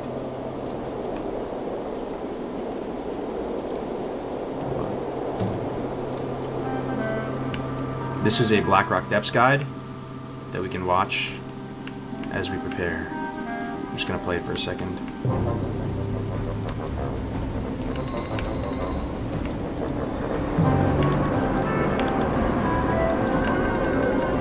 Welcome to the Blackrock Depths Dungeon Guide for both Horde and Alliance. Blackrock Depths is one of the largest dungeons in Classic WoW and comes with a variety of puzzles and challenging bosses that we'll cover in this dungeon guide. As always, timestamps for quests, bosses, puzzles, and any other challenges can be found in the description below. Once a prosperous dwarven city nestled in the Red Ridge Mountains, Blackrock Depths saw its own demise when Emperor Dagron Thessarian summoned Ragnaros the Firelord into the mortal realms on his quest for vengeance against the other dwarven clans. Ragnaros' entrance transformed Blackrock Mountain into a volcano, as well as scorching the surrounding areas of what we now know as the Searing Gorge and the Burning Steeps. Now slaves to the Firelord, the Dark Arons have taken Princess Moira Bronzebeard as their captive, and it's up to the Horde and the Alliance to free her. With over 20 bosses and plenty of other challenges, expect to be here for at least 3 hours. Thus, before I recommend any composition, make sure you bring players who are competent and have free time on their hands. Otherwise, all classes will do just fine here. As always, make sure you bring plenty of crowd control. Mages and warlocks excel here due to their high AoE, and any tank and healer combination will work just fine. Now we're back. The recommended levels are 52 to 57, but you can enter as early as level 40. Let's jump right into our quests.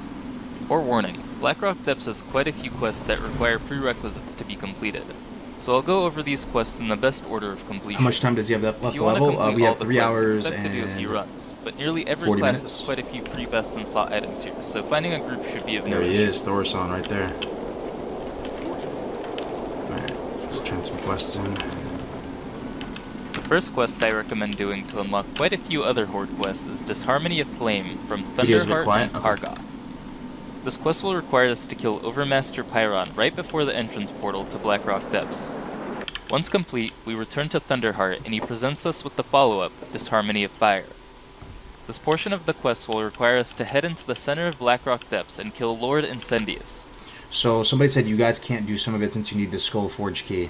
So our plan is to bust it open with the Sephorium charge, a large Sephorium charge. So I was hoping to get some kind of conclusion on this, if you guys think it's possible. Gray's chat was saying that 100% you can do it. We have no rogue, so they can't pick the lock. But a large Sephorium charge, which Gray's can open it. You can jump around. Yeah, you can do the window skip. I've done that too. It's pretty terrifying though, because what if somebody scuffs it and falls down into that all the doors down below?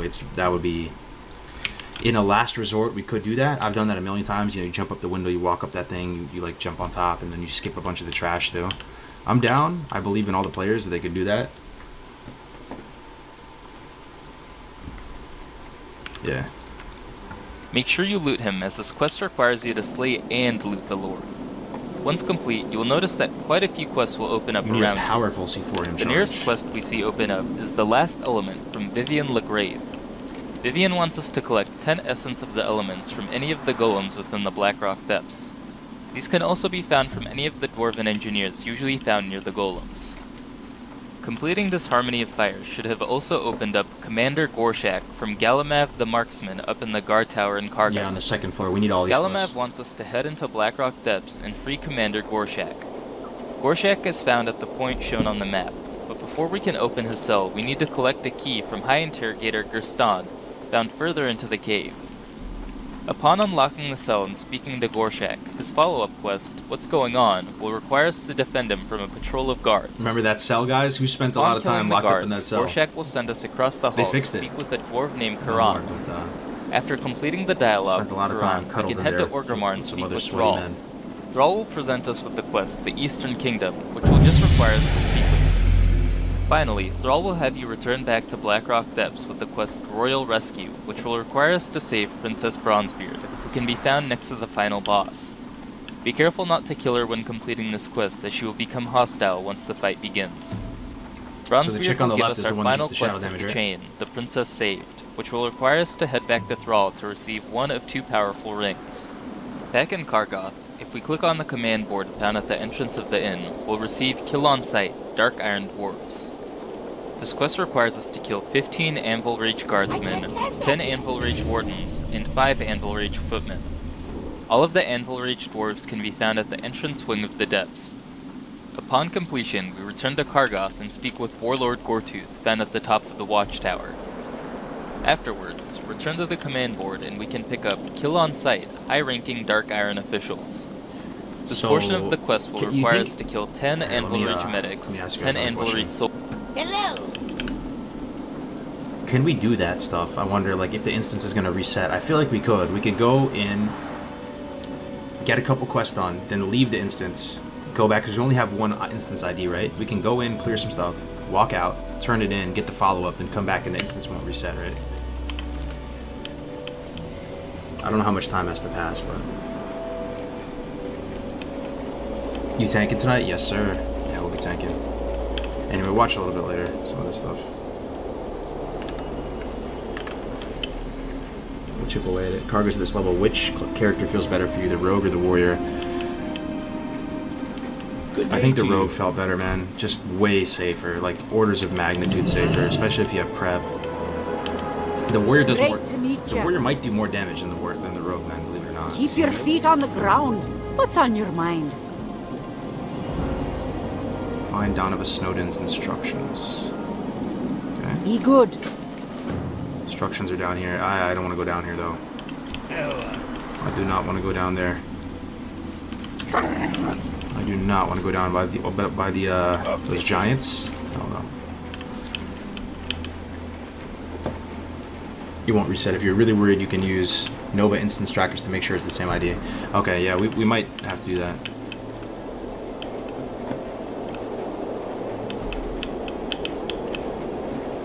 Is this goal to get 60 without being killed? That's the goal, and we're almost there, man. One more level to go. We might have to do one more quest or something. This doesn't look like it's going to get us there. We're still one bubble out. We'll see. Just stay away from those damn leopards. The ones in northern Winterspring? Yeah, man, I'm not going out like HC Berserker did. The silver lining in the death clips is that it really does save lives for subsequent hardcore players. Even just with Rocksteady the other day, he died to those Infernos in Fellwood. I just knew to stay away from that place.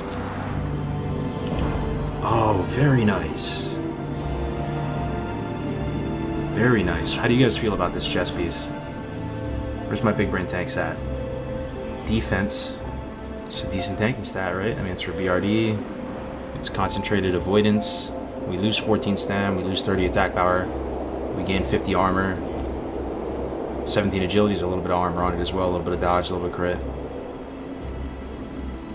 Looks pretty good to me. Versus Embrace. Seems good for tanking. For tanking, Derpino, though. What you're saying, I mean, for like just doing what we're doing right now, it's probably worse, but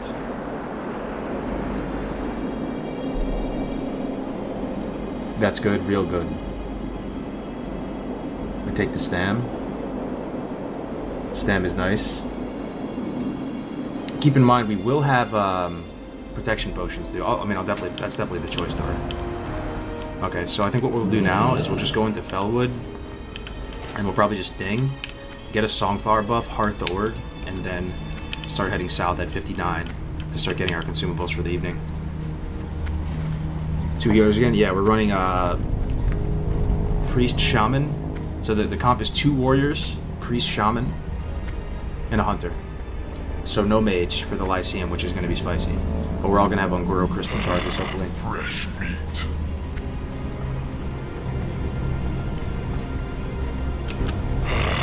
Fresh meat. Alright. I can't believe you never died. That's insane. I died like a million times when I hit 60 on my word. Yeah, man, it's been a long haul. We've been doing this for weeks now, right, guys? Like 2-3 weeks at least. It's been a long haul getting to this point. Hopefully we don't rip right at the very end. Agility gives you dodge, except no stam on it. Yeah, I actually like armor a lot too. Armor is a stat that, would you guys agree that if you're a new player or something, you don't really understand the importance of armor? Like, I undervalued it for a long time. It wasn't only until recently that I started like really just like loving armor, like becoming a huge armor enthusiast. It makes a big difference. I'm the type of dude that I used to sell my gear in like the early levels just to afford something. I found out that is only very, very situationally worth it. The armor moves the needle massively. And this is 50 more armor, you know? 10 defense and more armor seems legit to me. Yeah.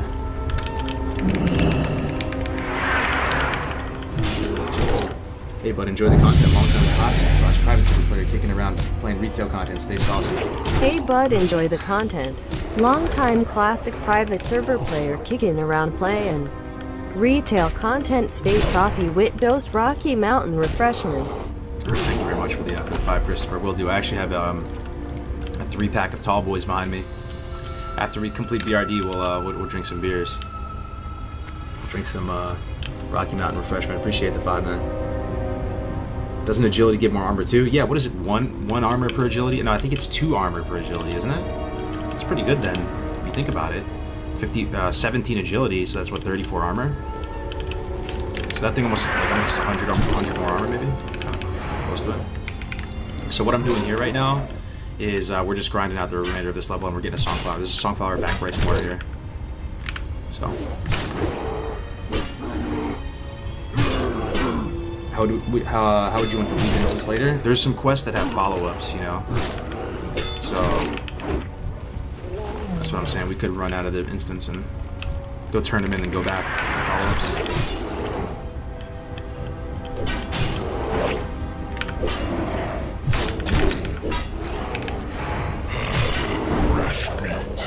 I remember when this boy was level 2 collecting cactus apples. Yo, me too, man.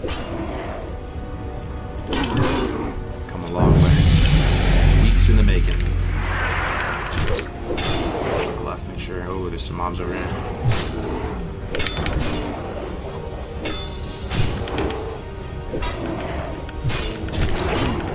Are you gonna try to knock out all the BRD quests in one epic run? That's the plan.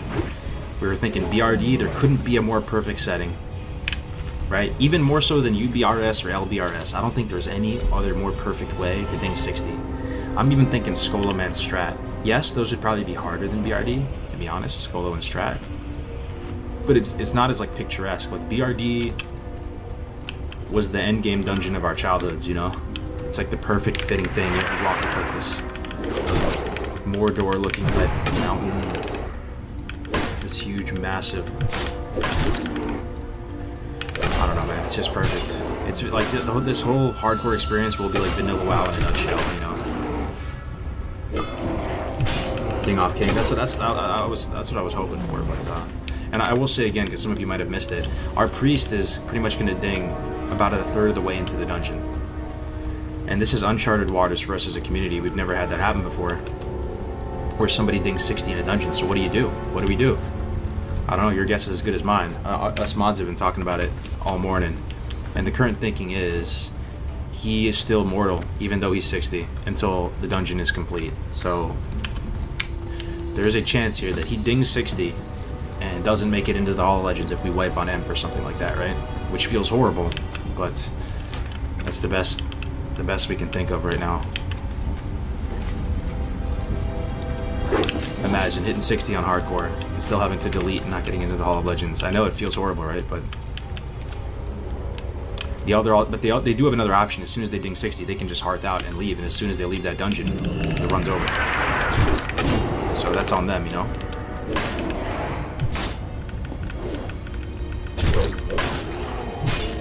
Oh, Den Watcher, fuck. Bring this guy back. He's gonna hack the whole camp. That actually could have been pretty bad.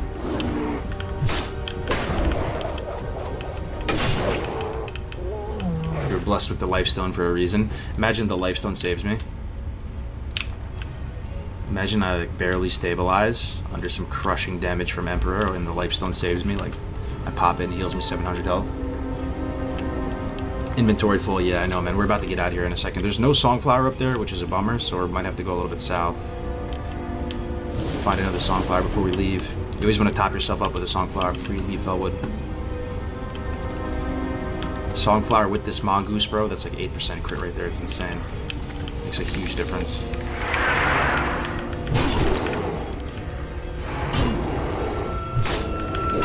I'm literally on an airplane with Wi-Fi and able to watch your stream. So much effing hype. You're 50,000 or 30,000 feet up in the air right now, Crix?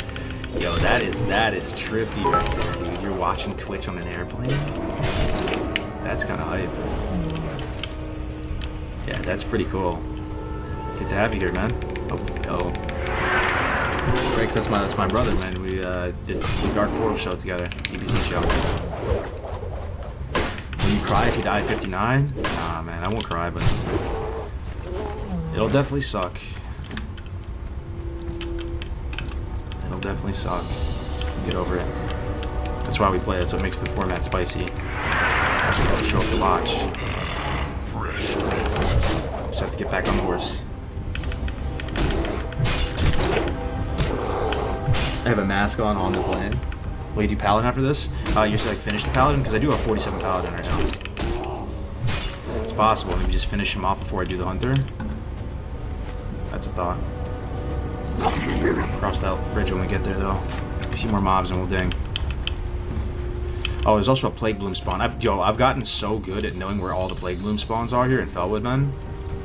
I literally know where like all of them are now. There's one back here.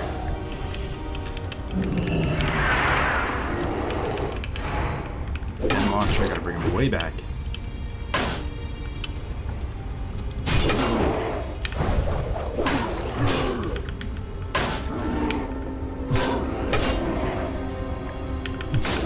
How close to dinging are you? You can see the purple bar down here. We're extremely close. Like, what is that, 5 mobs or something?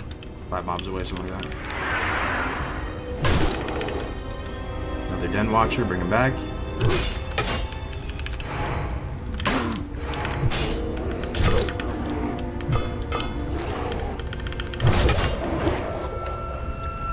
Yo, Cap City with the 100 bits. 60-60 shouldn't have to delete. It's not like you go to a capital city to remove immortality, or do you? Hi there. Yeah, I mean, that's thank you for the 100 bits, Cap. I appreciate it. That's the dilemma. So some of the mods have been back and forth on it this morning. Some people feel like it's fucked up. You know, somebody at 60, they're immortal. In time, then you're in a dungeon with somebody who's immortal, right? They could just die, you know, and like kind of sacrifice themselves for the group. I feel like it's kind of spicier and more truer, you know. You know, you hate to love to see it, but it's the type of thing that if they remain in that dungeon group, they're still mortal until they either choose to leave, which they can do at any time. They could just hearth out, right? Until they leave or the run is over. Looking for something specific? But he's not fighting it, so that's going to apply to Zork. Zorkfather, he's our priest. And I talked to him more about it already. He's already cool with it. He's like, yeah, I'm down. I'll delete if we die. Good. So, what if they die, they just leave? Yeah, that's another way to do it too, but that's true. Like, conceptually how it's been though, up until this point, is that once you hit 60, the challenge is over though, right? So like, you're still playing with players that are doing the challenge at 60. can totally do it that way too. I think we'll try it out this way for now. Yeah, here's the plague bloom I was talking about. And it seems to respawn here all the time, like every 15 minutes or so. Probably one or two of you will remember this when you make your own characters. This plague bloom right here, top left of Felpaw. There's a plague bloom right here, and there's a songflower top right as well. So this is an amazing grinding spot if you're melee like rogue warrior. You come here, you top yourself up with songflower, you come over here, you get the plague bloom. You know, over time this will add up. You get this every 15 minutes, you'll end up with like 10 plague bloom. That's 5 hours of mongoose right there. Alright, so we're about to ding. Very close. 2-3 mobs.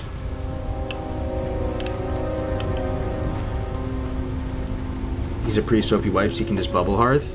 What do you mean, like priest bubble hearth? Yeah, I mean that bubble's not gonna hold.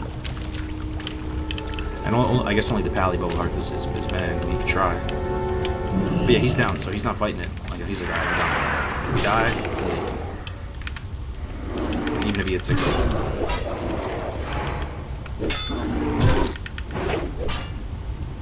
Imagine Hodge, right? Imagine Ironfoot, imagine Hodge. There's a chance. This is the blessed run after all, right?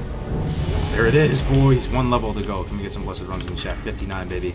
We are 1 level away. With each percentage point we get from this point moving forward, this is the final percentage point. That's it. Guys, we are 1 level away. That is insane. This is truly the home stretch. 1 level from victory. And we are stupid enough to go into Black Rock Depths. We are stupid enough to tank Black Rock Depths. 1 level from victory. I will just show you, man. The blade. Fuck it. I'll show you the blade. It's a lot. Like we have. Look at our professions, guys.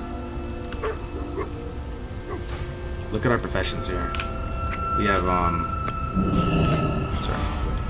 Alchemy 300, Herbalism 300, Cooking 271, First Aid 300, Fishing 160. We have our mounts. Man, we've invested in our professions, man. We've invested in our bank. We are at 9 days played, dude. 9 days played could just be deleted. 1 bad pull in BRD. 1 misstep. A little too much damage goes out. That's it. That's all she wrote. Delete. Never again.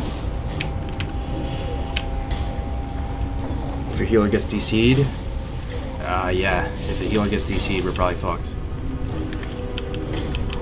He could probably contest the death, but it wouldn't affect us, you know? I don't know. We've never had to make that decision. That's just... I don't even know what to think about that. I just hope it doesn't happen. I don't think it's gonna happen. 1 bad pull. BRD is not easy at all. There's a lot of hard places in there where you can die really quick. 100%. There's a lot of... I'm visualizing the whole dungeon in my head, man. There's a lot of things that can kill us. I think the first half of the dungeon is going to fall over, right? The low 50s mobs out in that circle. But you guys, if you visualize BRD with me, remember that second half where you have those packs of healers, of those 3 packs of dwarves of healers all on the bottom level. There's the dragoons, there's the healers, and there's this one other type of mob. Those guys hit so hard. Think about the bar event, that golem in the bar event, that guy hits so hard. Think about just the trash pulls in those upper rooms, you know, on those little platforms. Think about the Lyceum. There's our songflower right there. Alright.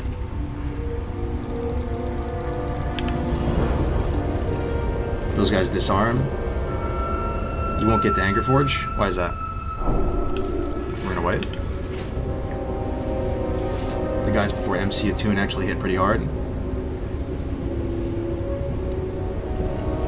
Imagine you get SGC. Why did you go Fury? I just wanted to try it out, and I was pretty impressed by it, to be honest. There's a Gammon. Okay, let's clean up the bank a little bit. Oh yeah, let's start by vendoring. So the plan now is to start, like, we're going to use our remaining time to get consumables. Blood and thunder. So let's go from most high impact to least high impact. I think most high impact is to get the fire protection pots. So we'll do do that. It's the first order of business. I wonder if we should respec now, too, just to get it out of the way. Nah, I might have to kill some stuff. It takes forever as prod.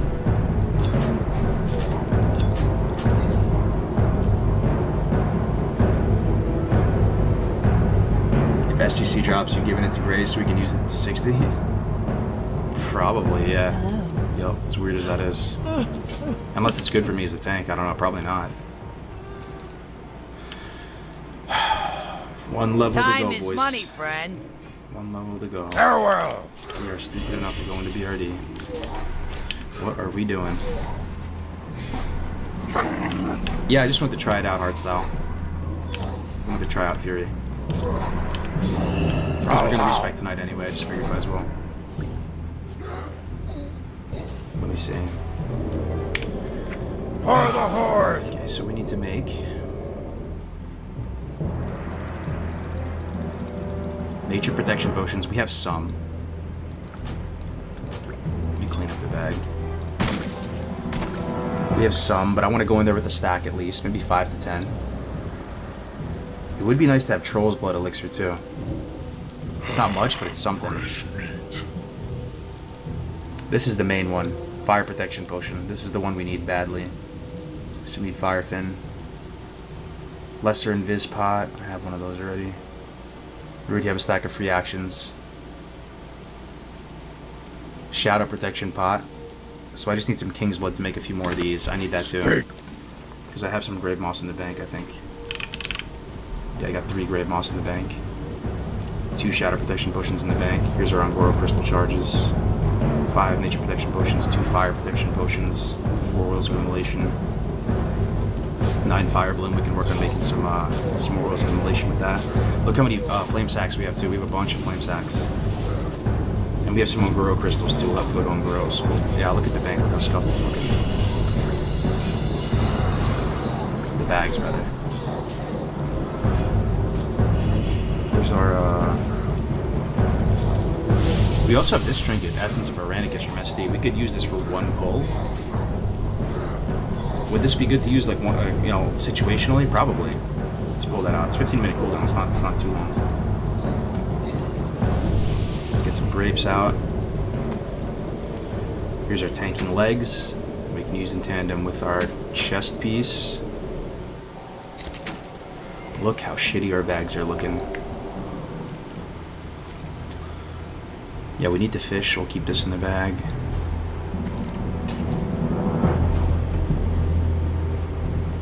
Sorry if this is boring, guys. I'm trying to hustle through it as much as possible. It's just like I kind of have to do it. I think that's it for now. Victory. I have a grand total of like 5 inventory slots. Alright, let's go to Tannerus. Let's go to Tannerus. We're going to fish up Firefin and we're going to fish up eels. Is this WoW Classic? Yeah, this is WoW Classic.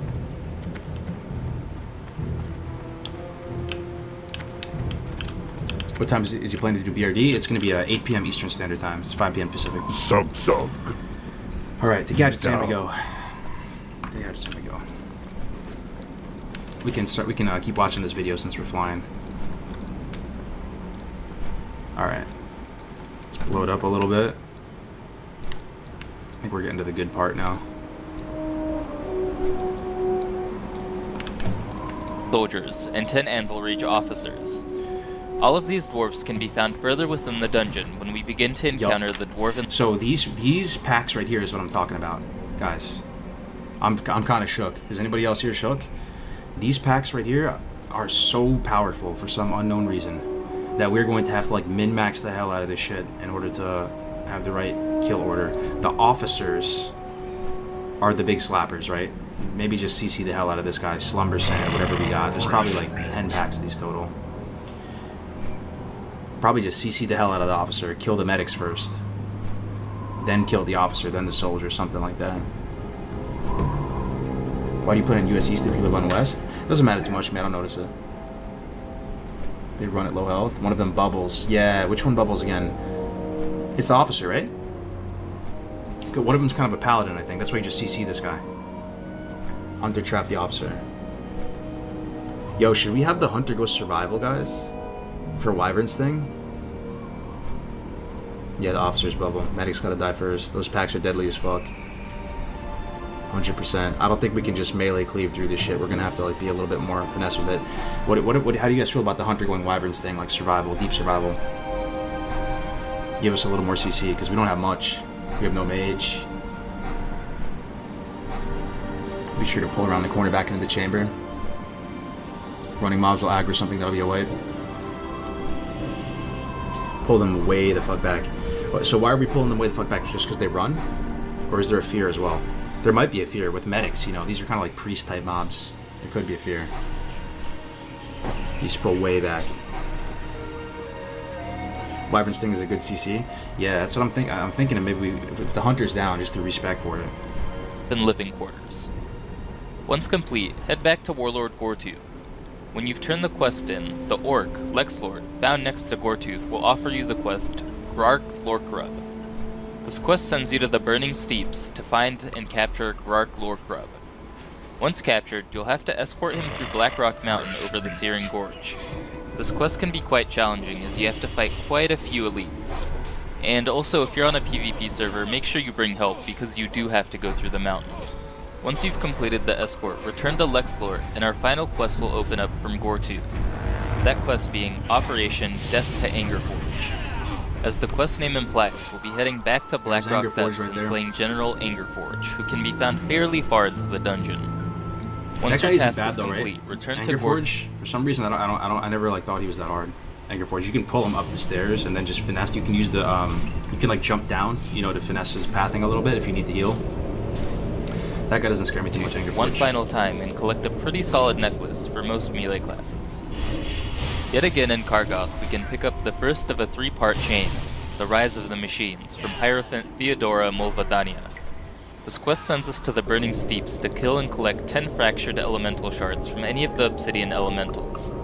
Once complete, head back to Theodora, who will now send you to Lotwell Verodius, who can be found just east of Kargoth. Lotwell gives us the final piece of this chain, asking us to kill the clone of Argolmok found in the Blackrock Depths, and to collect 10 intact elemental cores from any of his mechanical elementals. Our final That's horde the guy, quest hold on, this is the guy we need to use the nature protection potion on, right? Our final horde... Lotwell gives us the final piece of this chain, asking us to kill the clone of This dude right here, look. Look at that. Nature damage. How may I help? It's crazy how all the dungeons, they still somehow have the whole spectrum of damage. You know, you would think maybe it's just shadow and fire. No, this dude's chain lightning is a huge liability. Bro, I'm actually terrified of BRD, thinking about it. I'm tanking this, guys. I'm fucking terrified, dude. I've died here before on, like, a paladin, just getting chain lightning, because I wasn't, like, paying attention. Oh, man. Argolmok, found in the... I'm getting, like, just trauma thinking about it, man. You know when that chain lightning hits, how much damage you take? About the shield wall, honestly. The Blackrock Depths, and to collect 10 intact elemental cores from any of his mechanical elementals. Yeah, the chain lightning. Our final horde quest starts from Apothecary Zinj in the Apothecarium of Undercity. This quest will send us to Kargoth to speak with Vivian Legrave. Speaking with Vivian will give us Lost Thunderbrew recipe, which wants the Dark Iron secret bar recipe. To obtain this item, head to the bar of the Blackrock Depths and smash the kegs. When the kegs are smashed, you'll summon Hurley Blackbreath and his cronies. Kill them and you'll be able to nab the recipe for yourself. That isn't bad, right? Sorry about this. Only reason I'm not using Chrome with the ad block is that my Chrome is bugged for some reason. I can't play any YouTube videos on it. Like, I can see it, but the stream can't for some reason. It's really weird. Our first Alliance quest starts off once we return the school. Alright. Quran is locked in a prison cell, thus you to inform Emperor Thorson with the quest, The Fate of the Kingdom. Head back to the depths and slay Thorson while keeping Moira alive. Once finished, speak with the princess and pick up our final quest. Yo, since we're not doing princess quest, we kill princess first, right? Before Emp? Of this chain, the princess is surprised, which sends us back to Magni to inform him that his daughter holds the greatest enemy's child. To Magni's dismay, he still presents us with 2 fairly good rings to choose from. Our final alliance quest begins from Enahar Thunderbolt. We can't do in Princess Netherdark Quest Storm Keep. because it requires 2 dungeons. Enahar's two only instances. purpose is to send us to Ragnar Thunderbrew, who can be found in Karanos. Upon reaching Ragnar and speaking with him, he presents us with Hurley Blackbreath, sending us to the Grim Guzzler in Blackrock Depths to grab the lost Thunderbrew recipe from Hurley Blackbreath. There is actually one more alliance quest in this dungeon, but that's for the Onyxia attunement, so I'll be covering that in a future video, so stay tuned for that.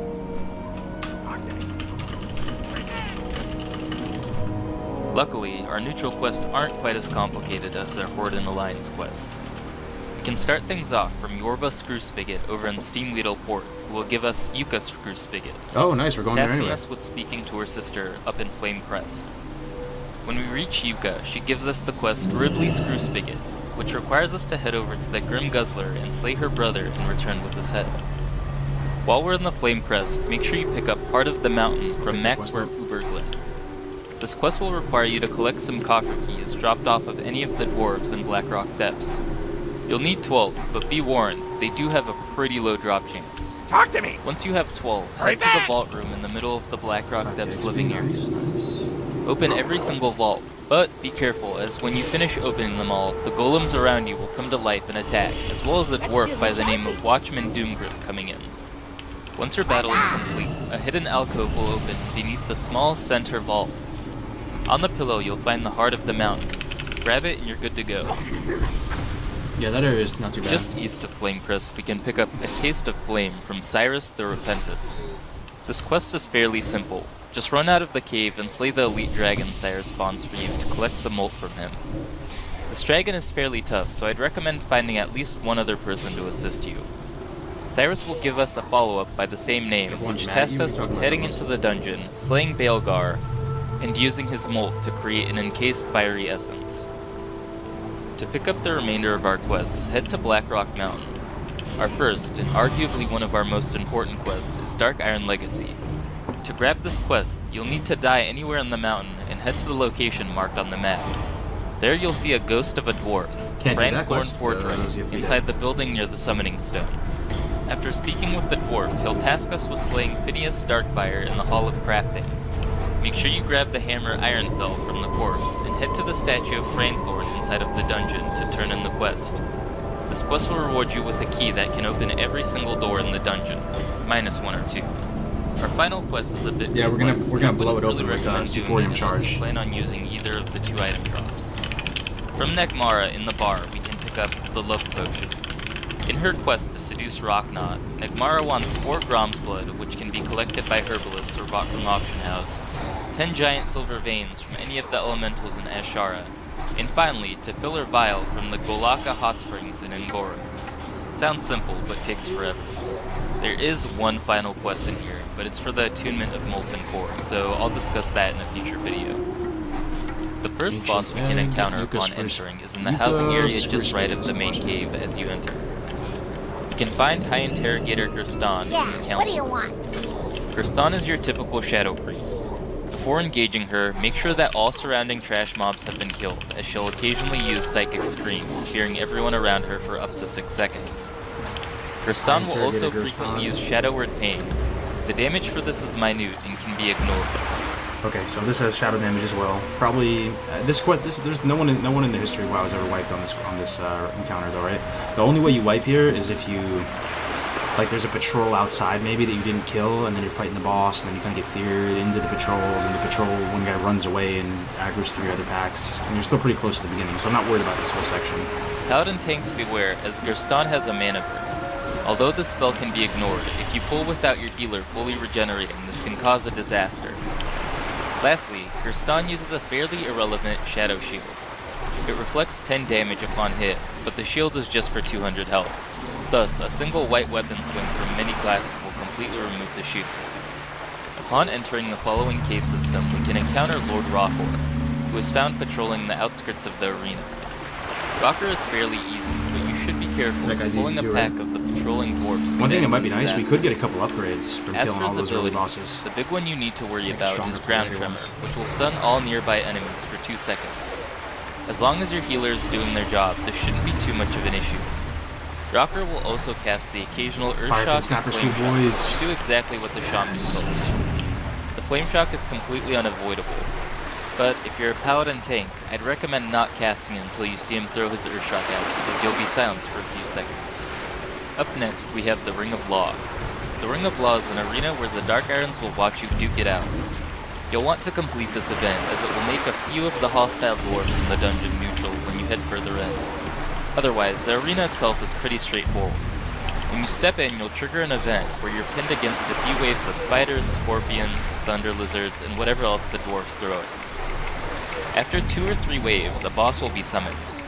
In the interest of saving What's the time, best thing to I won't get out of the discuss arena, every guys? boss, as they're all quite easy and straightforward. Nothing too difficult your group will have trouble with. To add on to this, each boss drops various things. I can't fit every single item onto the screen, so check out the description if you want more information on the Ring of Law. Moving on, up the stairs after the arena, we can encounter a very sought-after rare, Pyromancer Lorgrain. Lorgrain drops the recipe for enchant fiery weapons, so some people repeat runs just for him. On his own, Lorgrain and his 2 Twilight guards are quite easy. That All guy's 3 usually, being he drops the casters with enchant. fairly low health bars. Do your Iron best to Foe? interrupt Oh them, my but healers God, should dude, know Iron that Foe every drops. cast there will be a heavy burst of damage due to the 3 fireballs hitting him. Victory! Oh, damn. Lorgrain himself is Hardcore pretty Iron Foe, easy. 3 epics. He drops a Searing Totem, which you should hit to slightly reduce damage. He also casts a Molten Blast, which is just a fireball, and uses Flame Shock on occasion. Lastly, he has a Fire Wall, which only blocks fire damage, so just keep that in mind as you fight him, especially if you have a fire-based Another damage. reason for fire protection potion. Around the corner in the coffer room, we can encounter the not-so-sought-after rare Order Stilgus and his Hound Baron. Stilgus is just like Lorgrain, but the Frost counterpart. Hold up, let me His stop the main video for 1 ability- second. Guys, do you have any pro strats for fishing here? I'm trying to get Firefin, but this was my idea, and my idea has been exhausted. There's only 1 school here. Any ideas of where we can go for fish here? Maybe the Pirate Cove? Maybe Tenorus sucks, yeah. Is there any chance that Tenorus sucks because I need both the eels and the Firefin, and there's 0. I only saw 1 school of Firefin, no eels or anything.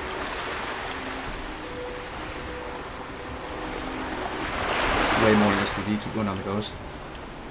Pirate Cove does have a fishing spot. Bottom triangle of the map where the turtles are. Oh, this? This is even a place? Alright, let's keep going down the coast, we'll see. Fireman and STB. It looks like everybody's saying STB, so we could go to STB. It's just kind of a pain in the butt to get there. Because we need to be in Ongoro and here. Fresh meat. Giants down there, yeah. Ability is Frostbolt, which causes moderate frost damage.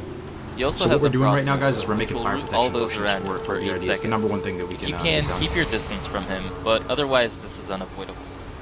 Finally, Stilgus has 2 defensive spells, Frost Armor and Frost Ward. Avoid casting frost spells on him when you see his Frost Ward, and you'll be all set. He's basically a tank in Spank, so focus Stilgus down, and then, when you can, move on to his Hound Baron. Descending further into the pits, we meet More fire Phineas things, let's see. Darkfire, the Chief Architect. Darkfire is your run-of-the-mill paladin. Passively, he has Devotion Aura running at all times, as well as Holy Strikes, his version of Seal of Righteousness, which just adds on some extra holy damage. Phineas will also kick, causing minor damage and interrupting. As always, casters beware. Finally, Phineas has a Holy Light. Do your best to interrupt it. The cast is 2.5 seconds, so that's plenty of time for anyone in the party with an interrupt to stop the cast from going off. That's basically it for Darkfire. Try and keep him away from his patrolling golems, just to ease the fight. He does patrol up and down his ramp, so eventually he'll come up to meet you if your group is worried about taking on more than just the dwarf. Look at this, guys. This is Andrew, and he is a creator. Let me turn the ambience down a little bit.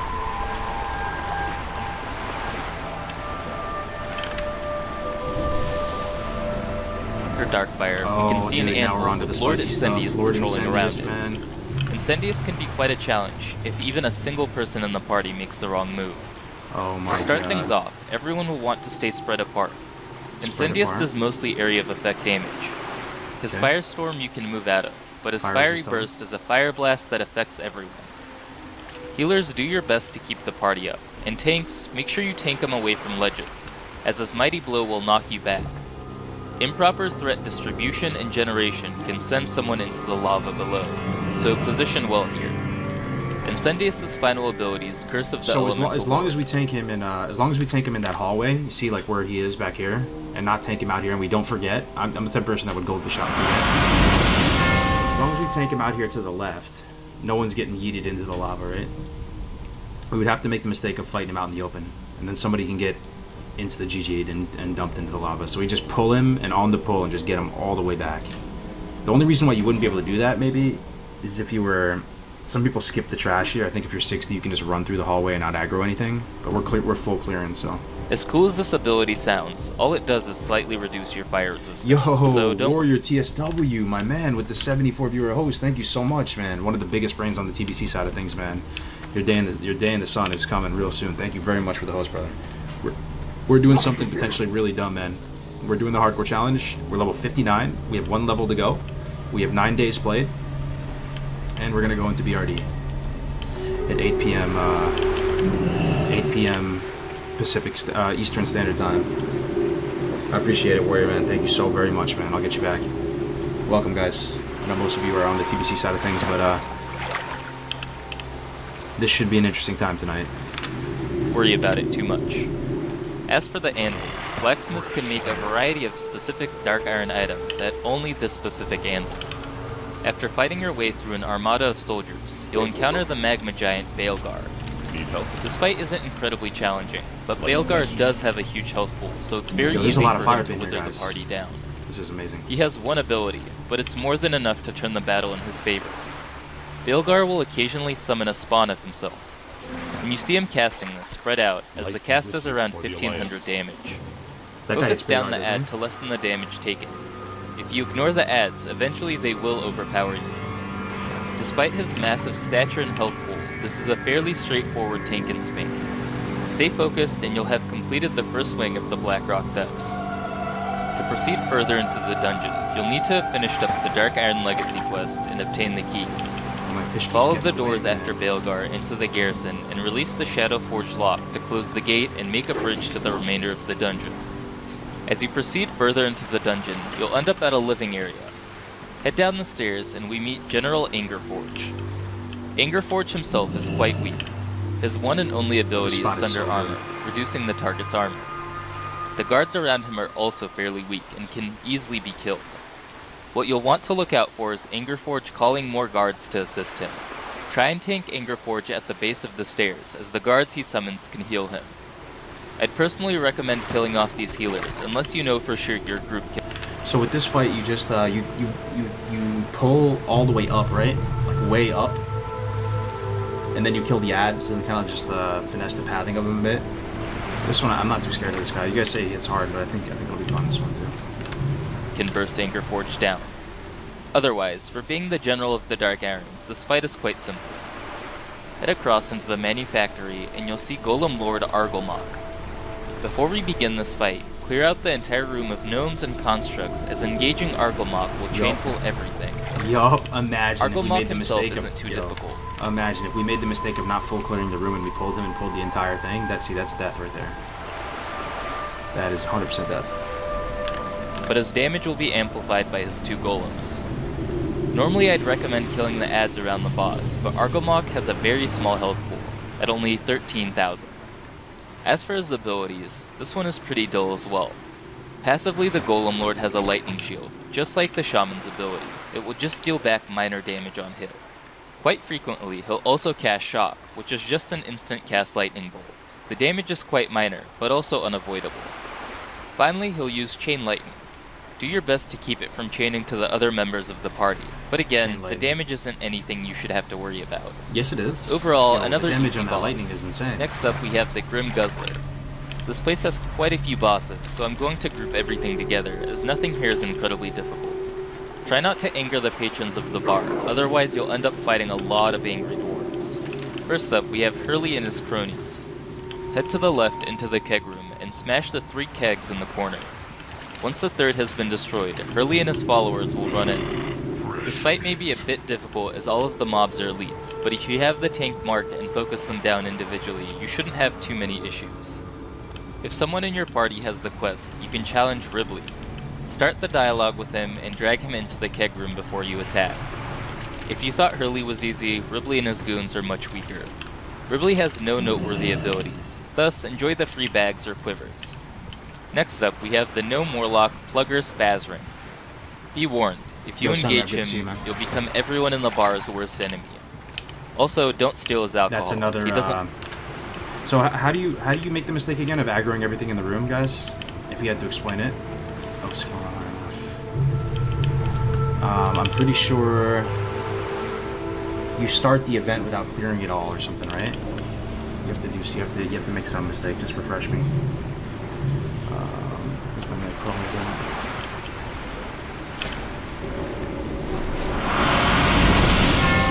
Misclicking and attacking the patrons. Gotcha. It'll just make everything hostile and aggro onto, right?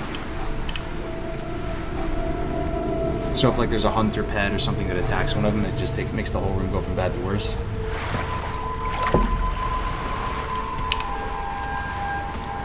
If you attack the bartender, pickpocket the bartender, or steal more than 2 beers off the table. Okay. Yo, Necrotic, thank you very much for the prime, man. Not like that either. Spazring holds the schematic for the Goblin jumper cables, so some party members may need to kill him to progress their engineering. Otherwise, Spazring isn't too difficult. With only single health point under 8,000, his demonic abilities aren't enough to save his life. To face our final boss of the Grim Guzzler, Phalanx, and to exit the Grim Guzzler, we either need to give Private Rocknot plenty of Dark Iron Ale, or complete Nagmara's quest. Both will send Rocknot searching the massive ale barrels for more alcohol, causing the last one to explode outwards, breaking the door open and making Phalanx hostile. Phalanx is a bit more difficult than the rest of the bar's patrons. Boasting a much larger health pool, Phalanx will cast Fireball Volley as well as Thunderclap, doing a decent amount of area vent damage to the group. Thunderclap some nature damage too. Lastly, he'll use Mighty Blow, knocking you back a short distance. Like usual, watch where you might land, but otherwise Phalanx should pose no challenge if you got this far. Our descent further into the depths leads us to Ambassador Flamelash. Yeah, that'd be great. Flamelash has no real abilities and boasts the largest health pool in the dungeon at 27,000. Once you begin the fight, you'll see fire elemental spawn from each of the runes on the ground. Each time one reaches Flamelash, his damage will increase, stacking up to 50 times. This is you can complete this fight one of 2 ways. Too. The first being pulling him as far as possible and having someone watch out for the adds coming from his room. It's fine if a few reach him, but try not to let this keep stacking up. The second way is to take him to the center of the room and have someone with a reliable instant cast area of effect, like a mage, or someone with an instant auto attack, such as a hunter or a rogue. Hitting the elementals once will aggro them away from Flamelash. This fight can be somewhat tough, but once you've mastered grabbing each elemental, this fight should pose no problem. In the Foundry, right after Flamelash, we can encounter the last rare of the dungeon, Panzer the Invincible. For the life of me, I could not get him to spawn, so here's some footage of his twin brother. We're just getting a Panzer refresher on BRD Flumpstick. Next up, we have the Council of Seven. Before we can progress any further, we must challenge Doom Rel to begin the encounter. This fight is fairly easy, considering it's nearing the end. You'd expect something much more difficult. To avoid length, the basic gist of the fight is that you fight and slay each of the dwarves one by one. This is easy. Once one dies, another charges in. Shadow Protection Potion. None of the dwarves do anything of note that could end a run. The challenge here is that your healer may run out of mana, but good preparation should ease this up. Most of the fights are just tank and spank, so nothing to really worry about. To progress further, we'll have to get through our next room, the Lyceum. Here we go, to boys, open the gates into Lyceum. the final chambers, No we must mage find Lyceum. 2 torchbearers in this vast room, kill them, loot their torches, and light the 2 braziers near the doors. To make this easy, have the party leader make a target macro and mark each flamekeeper. Move as a group and try and do this quickly, as the dwarves do respawn pretty fast. Now that you've gotten through the Lyceum, you'll see that your path to the throne room is blocked by Thessarian's final guard, Magnus. Metagoblin host? Really? Magnus can be a I don't see challenging anything fight, so your on the entire feed. party should take... Yo, I see him in the chat though. Yo, Meta, thank you for the host, man. If you hosted, I swear. My bad, yo. I'm sorry about that. I actually see nothing on the feed, but thank you very much, Metagoblin, man. I appreciate it. I enjoyed doing the podcast with you the other day, man. Hopefully we can collab on more stuff in the future. Let me shout out Metagoblin. Yo, you guys probably know his guides on YouTube. He's been in the content game for years at this point. It's good to finally link up with you, man. Thank you very much for the host, guys. We're doing something potentially really dumb, Meta. We're doing the Hardcore challenge, we're 59 and we're going into BRD today. 8 p.m. Yep, the final challenge. So we'll see what happens. Fingers crossed, no Fs. Late Part 50s in making Fs. things as easy as possible for the healer. Rumsey run bot The lane, entire this is good encounter is too. based around area of effect damage. While Magnus This doesn't is bring nice, much to man. the 15 table stand. himself, the group should be most cautious about the flame golems on both sides of the room. Position accordingly to make the healer's job Bring much 2 easier. healers, yeah, we have 2. As for Shaman and Magnus, Priest. he's a tank in Spain. He'll contribute to the area of effect damage with his own fiery burst, which does area fire damage. Lastly, Magnus will use a This guy war hits pretty stomp. hard too, right? Keep your distance if possible, War as stomp, this will so stun maybe all a those tap around before Magnus going into for it? up to 8 seconds. Tank should make sure that they have sufficient threat so he doesn't leash to other players during this time, and healers and ranged DPS should keep their distance just to maximize efficiency. This fight can be tough, but coordinate as a team and avoid the flames, and it should be no problem. Once Magnus is slain, the doors will open to Thorison's chamber. Here we go, On Thorson. each side, there will be a plethora of guards, as well as other ranking Dark Irons. Yep, the trash Play list them was as sketchy. they'll all chain pull once the encounter begins. Once Thorison is engaged, Moira, the female dwarf, will come to his aid. You can do the fight one of 2 ways. So we Keep kill a Moira princess alive first, and boys? have a DPS tanker somewhere off to the side, if you need the quest. Or if you'd prefer the extra loot, slay her as well. Wait, hold on. Is the safest strat for this, actually? What if we pulled them and everybody ran up into the top ledge? You see those ledges on the left and right? What if I just went up to, let's say Moira, right? And Thorson. Maybe I just chuck a bomb at them, and I start the pull like that, and then I just run to one of the top ledges, either left or right, and we all fight up there, and if it gets sketchy for any reason, you jump down. They can't hit you, right? They're gonna have to run around and go to the stairs for a minute, so you'll have a second to recover. And what if we just keep milking that? This encounter will require either 2 tanks or a single very geared one. Ideally, your party will want to focus Moira, as her abilities are Heal, Renew, and Mind Blast. Try and interrupt every heal you can from her to make this fight that much easier. Oh, she heals. Mind too, yeah, for Blast sure, is a kill bit her of first shadow time. damage, but can't truly be avoided, so just tank the damage. Do that when he enrages, that's right. Does But he if enrage you at don't need the 25%? quest, burn her down, as she can make the guess fight he's that fine, much it's more fine. difficult. As for Thorison, he deals mostly fire damage, so Fire you should damage, do your best to yes. reduce this with potions or bubbles. Guys, can we get some blessed runs in the chat for what we're doing right here? This is what we're doing right here, if anybody has no idea. We're not just fishing for the fun of it. We're farming up fat stacks of fire protection potion. And that should hopefully be the difference maker here. Like, this might save our life here. I mean, we're going to have one pre-popped, and we're going to have another one during the fight. So, 1,000 to 1750. Actually, I think we pre-pop a fire protection potion, but the healing potion heals for more, right? The major healing. Major healing is 1,050 to 1,750. Fire protection is 975 to 1,625. So I guess the difference would be if you can... Like, you can use this to prevent future damage with the fire protection potion. For some reason, if the fight drags on super long, like, and the two, you know, you use another fire protection potion if you think there's going to be like another 2 minutes later or something. I don't know. You see what I'm saying? Oh, we need these stone skill heals. This is huge. Each 2 that we get gives us an hour worth of 450 armor. That's great news, though. The fact that he does mostly fire damage. Healing his reaction, though, exactly, for sure. Yo, another host. We're getting all kinds of hosts today. Thank you so much. A Weasel. Weaselbad, thank you very much for the host. That's a big host, man. 58 people. Thank you so much, Weasel. Welcome, guys. We're doing the hardcore challenge. We're at level 59. We're at the very final last level. We have 9 days played on this warrior. It's taken weeks to get up to this point. And we're about to do something potentially really, really stupid and run ending, which is to do BRD. But it is the perfect place to finish off the run. So that's going to be happening tonight at 8 p.m. EST, which is in basically 2.5 hours from now. So stay tuned. If anybody wants to check back later as well, we're going to be heading into BRD with a 5-man group, all hardcore players. All of us are in there. If any one of us dies, we delete. So any casualty is pretty unacceptable. Yeah, thank you very much for the host, Weasel. I'll give you a shout out.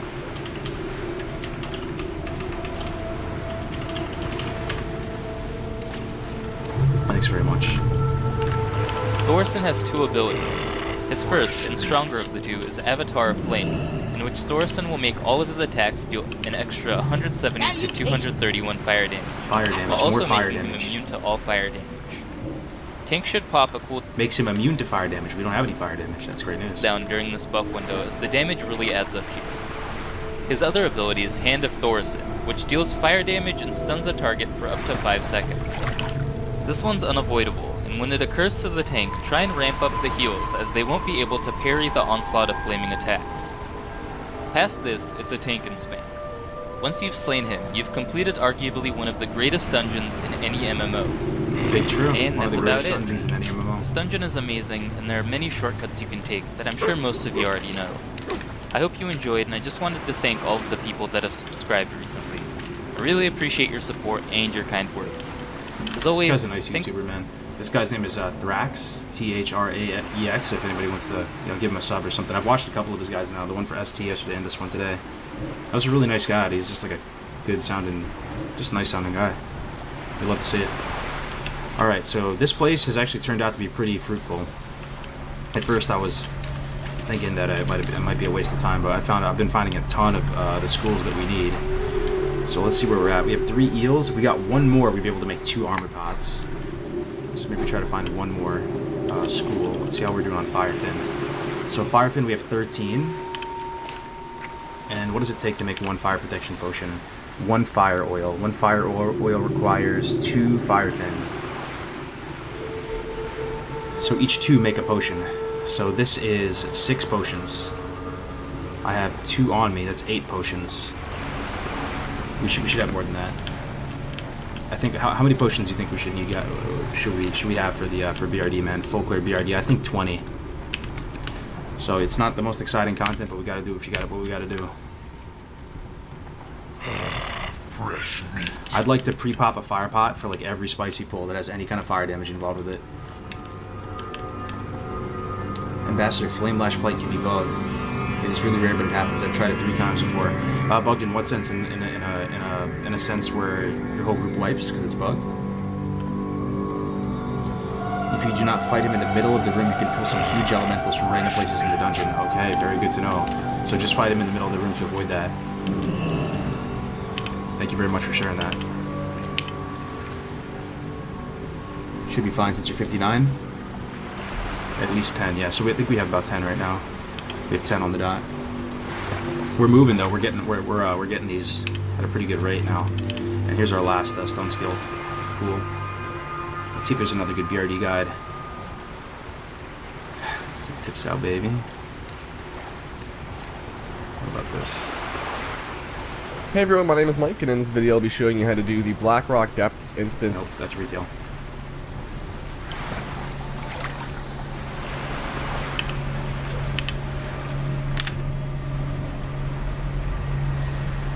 BRD guide, BRD all bosses guide. Prop warrior, full tanking BRD. Okay. I like this. We can watch this.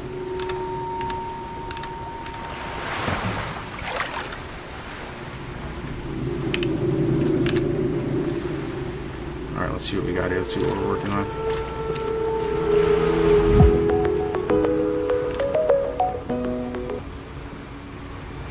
Alright, so here's BRD how it starts. They're in the first room right now. Everything is level 50 elite. This is no problem. All this stuff's gonna fall over.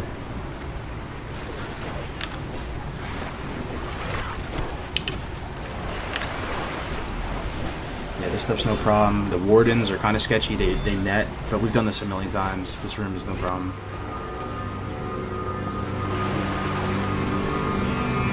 This is deep down the hallway in the center room still, so we're still good. Okay, now they're wrapped around doing high interrogator Gershon. These should be no problem as well.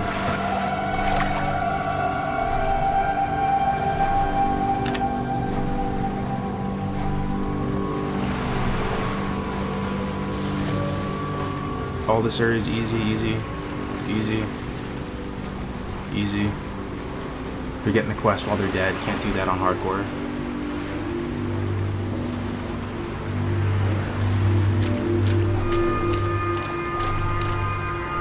Okay, now we're starting to get to the good stuff.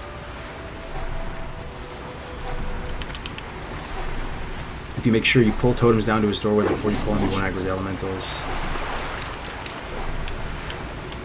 One of the least dangerous things to do in hardcore so peaceful. Yeah, we're actually here for a very specific purpose, though. We're trying to get armor pots and fire protection potions. We're almost done, so hang in there. I know it's Resident Sleeper.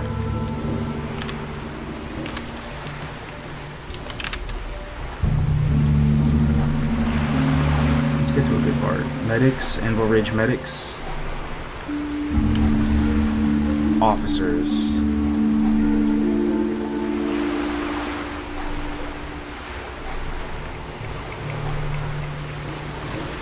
Oh, that was the boss fight. I wanted to watch that. Yeah, this part I'm terrified of. This area. Yeah, let me let this run. These packs here are some of the most dangerous in the entire dungeon.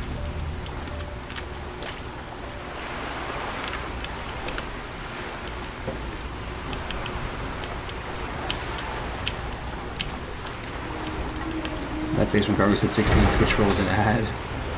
100% clear, it's going to take years.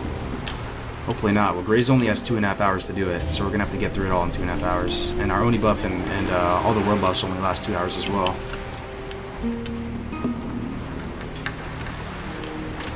Alright, no more schools of fish over here. Let's do another lap. I'm worried about the Dwarf Torch Room AoE issue. You guys are not optimal. Yeah, so our plan for that is we're going to go pick up a lot of these. I have to get some more of these before the dungeon starts. So this is the secret tech right here. If anybody, you might be alt-tabbed right now if you want to take a look at this. This is really good for hardcore. This essentially makes it so anybody is going to have the benefits of engineering in a sense, you know? I mean, the idea that you can get grenades from engineering is maybe like 30% of the value you get from that profession. And if you just make a concerted effort to get this, to accumulate some of these as soon as you get up into Ungoro tier, you'll have stronger grenades than engineering. These are stronger than thorium bombs, and you can get them by going to the pylons there and redeeming the crystals, the power crystals. So all of us are going to have a stack or two of these. I only have 2 at the moment. And once we get into the Lyceum, we're just going to have maybe like 2 people pop them at a time. And that'll be our AoE. That with the Will of Immolation.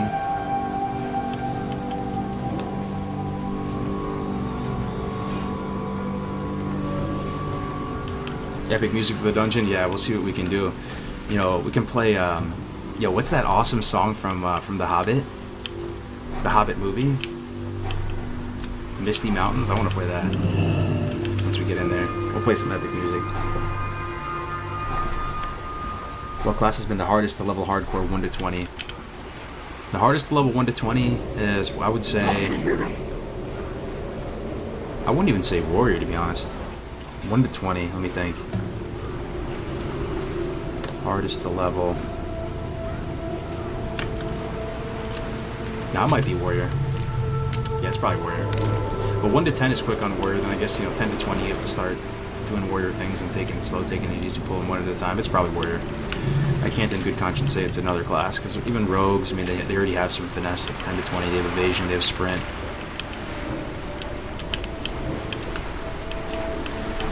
Druid has a slow start, 10 to 20. 1 to 10, yeah, 1 to 10 Druid is rougher than 1 to 10 warrior, right? But 10 to 20 Druid, it never really bothered me that much. I feel like bear form is so strong that your chance of dying, because again, we're not talking about speed, we're just talking about like the chance of dying. You have self-healing, you have a bear form, and yo, bear form is super tanky. You don't need like a weapon or anything, you know, you just slap them. Yeah, bear form is massive.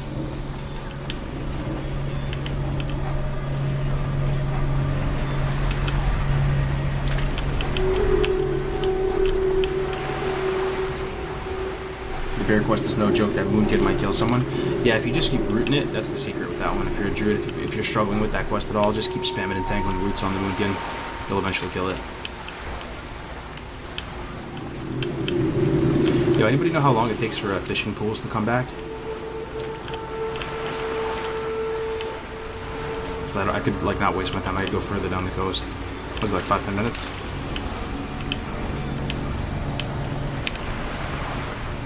I'm getting excited for resubbing to Classic, waiting for December 1st to get the to let the feeling build. Hell yeah! Really Blackmouth. Yo, maybe I have to hit some of these Blackmouth schools so the Firefin will respawn.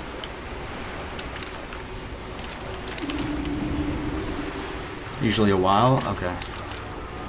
I'll just proceed down the coast further then.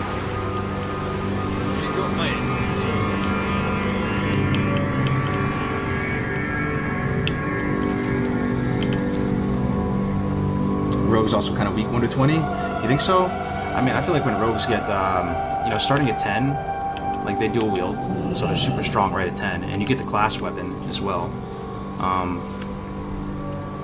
Like if you're an alliance rogue too, you can get double key daggers at 10, which is insane. You know, you just the mobs just melt under your power, and then once you get 14, you get scimitars, right? And scimitars absolutely slap the shit out of everything. And if you factor in like world buffs or anything on rogue, I think it's the class that does the best with early world buffs, even comparatively to warrior. Yeah, I can't get over this fuck. I have to swim. I hate to see it. So like scimitars are insane at 14. And then you go into double C, you get a wing blade. I don't know, man. I think warrior's probably the toughest.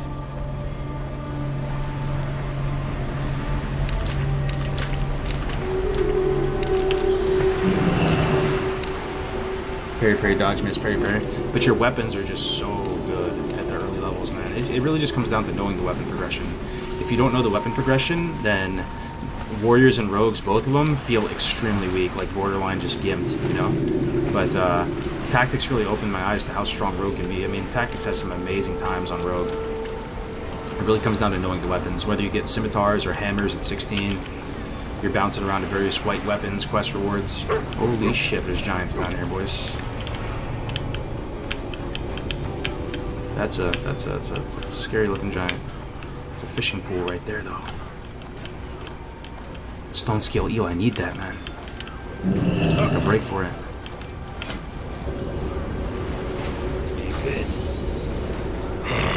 Fresh meat.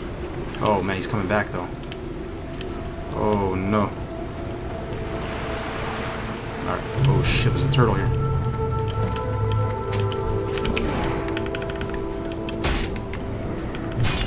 These hostile turtles? Hostile turtles? Wait, what? Turtles can be hostile? Since when? These might be the only hostile turtles in the game, dude.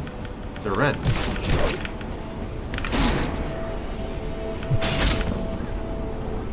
What can I do? Hostile turtles in South Shore? No, those are all yellow, man, on the river. These are actually legitimately hostile turtles. They hate you. As soon as he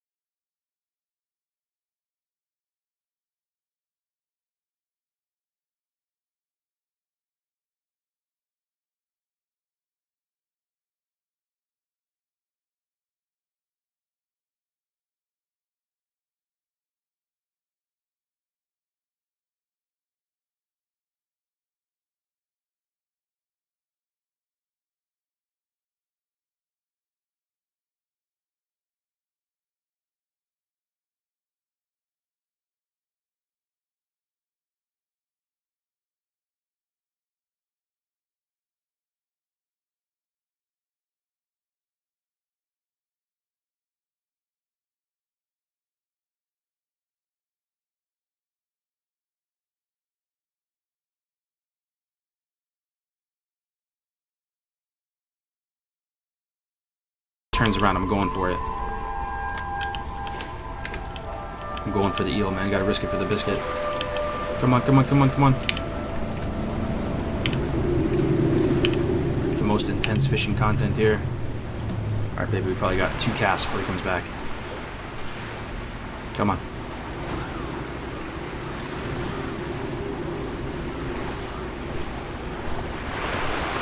There's one. That's all we need, actually. Because now we have 4. Oh, actually, one more would be really nice. Can we make 3 armor pots? Oh, he's coming back, though. Oh, please pop. Please pop. Please pop. Mother...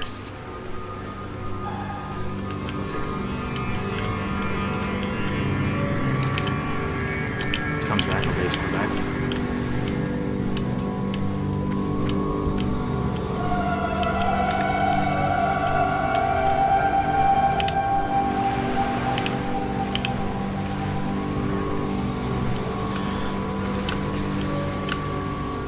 There's eels.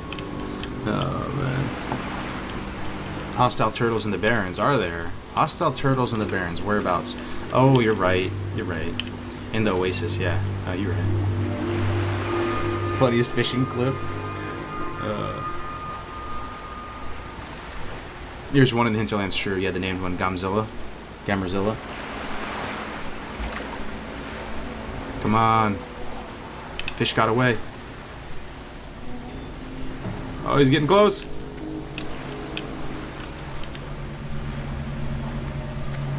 I'm about to just kill him, man.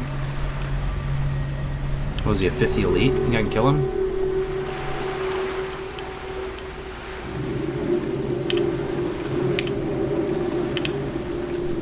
Come on. There we go. That's in the pool.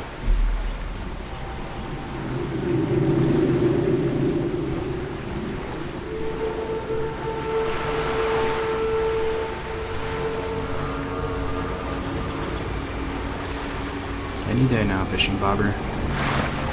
Alright, I think we're calling it. That's it. We got six eels. That should make us 3 more potions.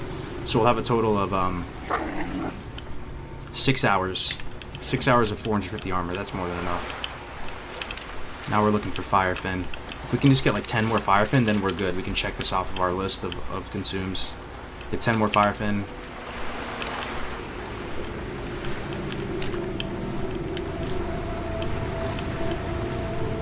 Blackmouth. A lot of blackmouth here. It's a good spot.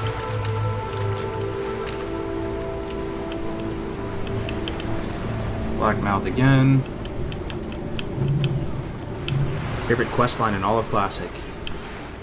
Probably Rockdalar, Lockdalar.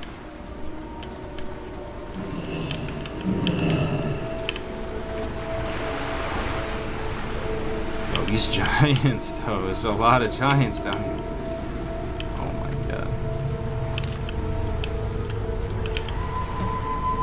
There's a lot of floating wreckage, though. This is juicy. They got the mithril boxes in these guys. I actually think it's kind of worth it. We could get it. We could probably get an upgrade, like a plate upgrade in here. The mithril boxes. What gear are you chasing in BRD? There's a ton of stuff that you would want. We're just trying to do it just to do it, you know? I'm not even worried about the gear so much. I just want to survive, that's all. Thoughts on the new Warcraft movie a while ago? Was there one? I know that like borderline live action one that came out like 10 years ago. That one was alright. I think it could have been better, but it wasn't the worst thing ever. Yo, there's a lot of wreckage down here. This is kind of a dope fishing spot. You just have to be able to kill these giants, to be honest. Like 3 wreckage right next to each other, and these are all mithril tier. This is kind of a secret fishing spot, man. Whoever recommended that in the chat, that's big brain. It's all the way down here.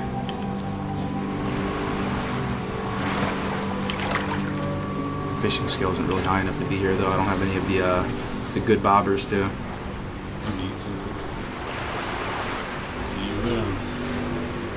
I haven't played WoW in about 6 years. Watching people's gameplay the past few months makes me miss it, but so much has changed. Oh.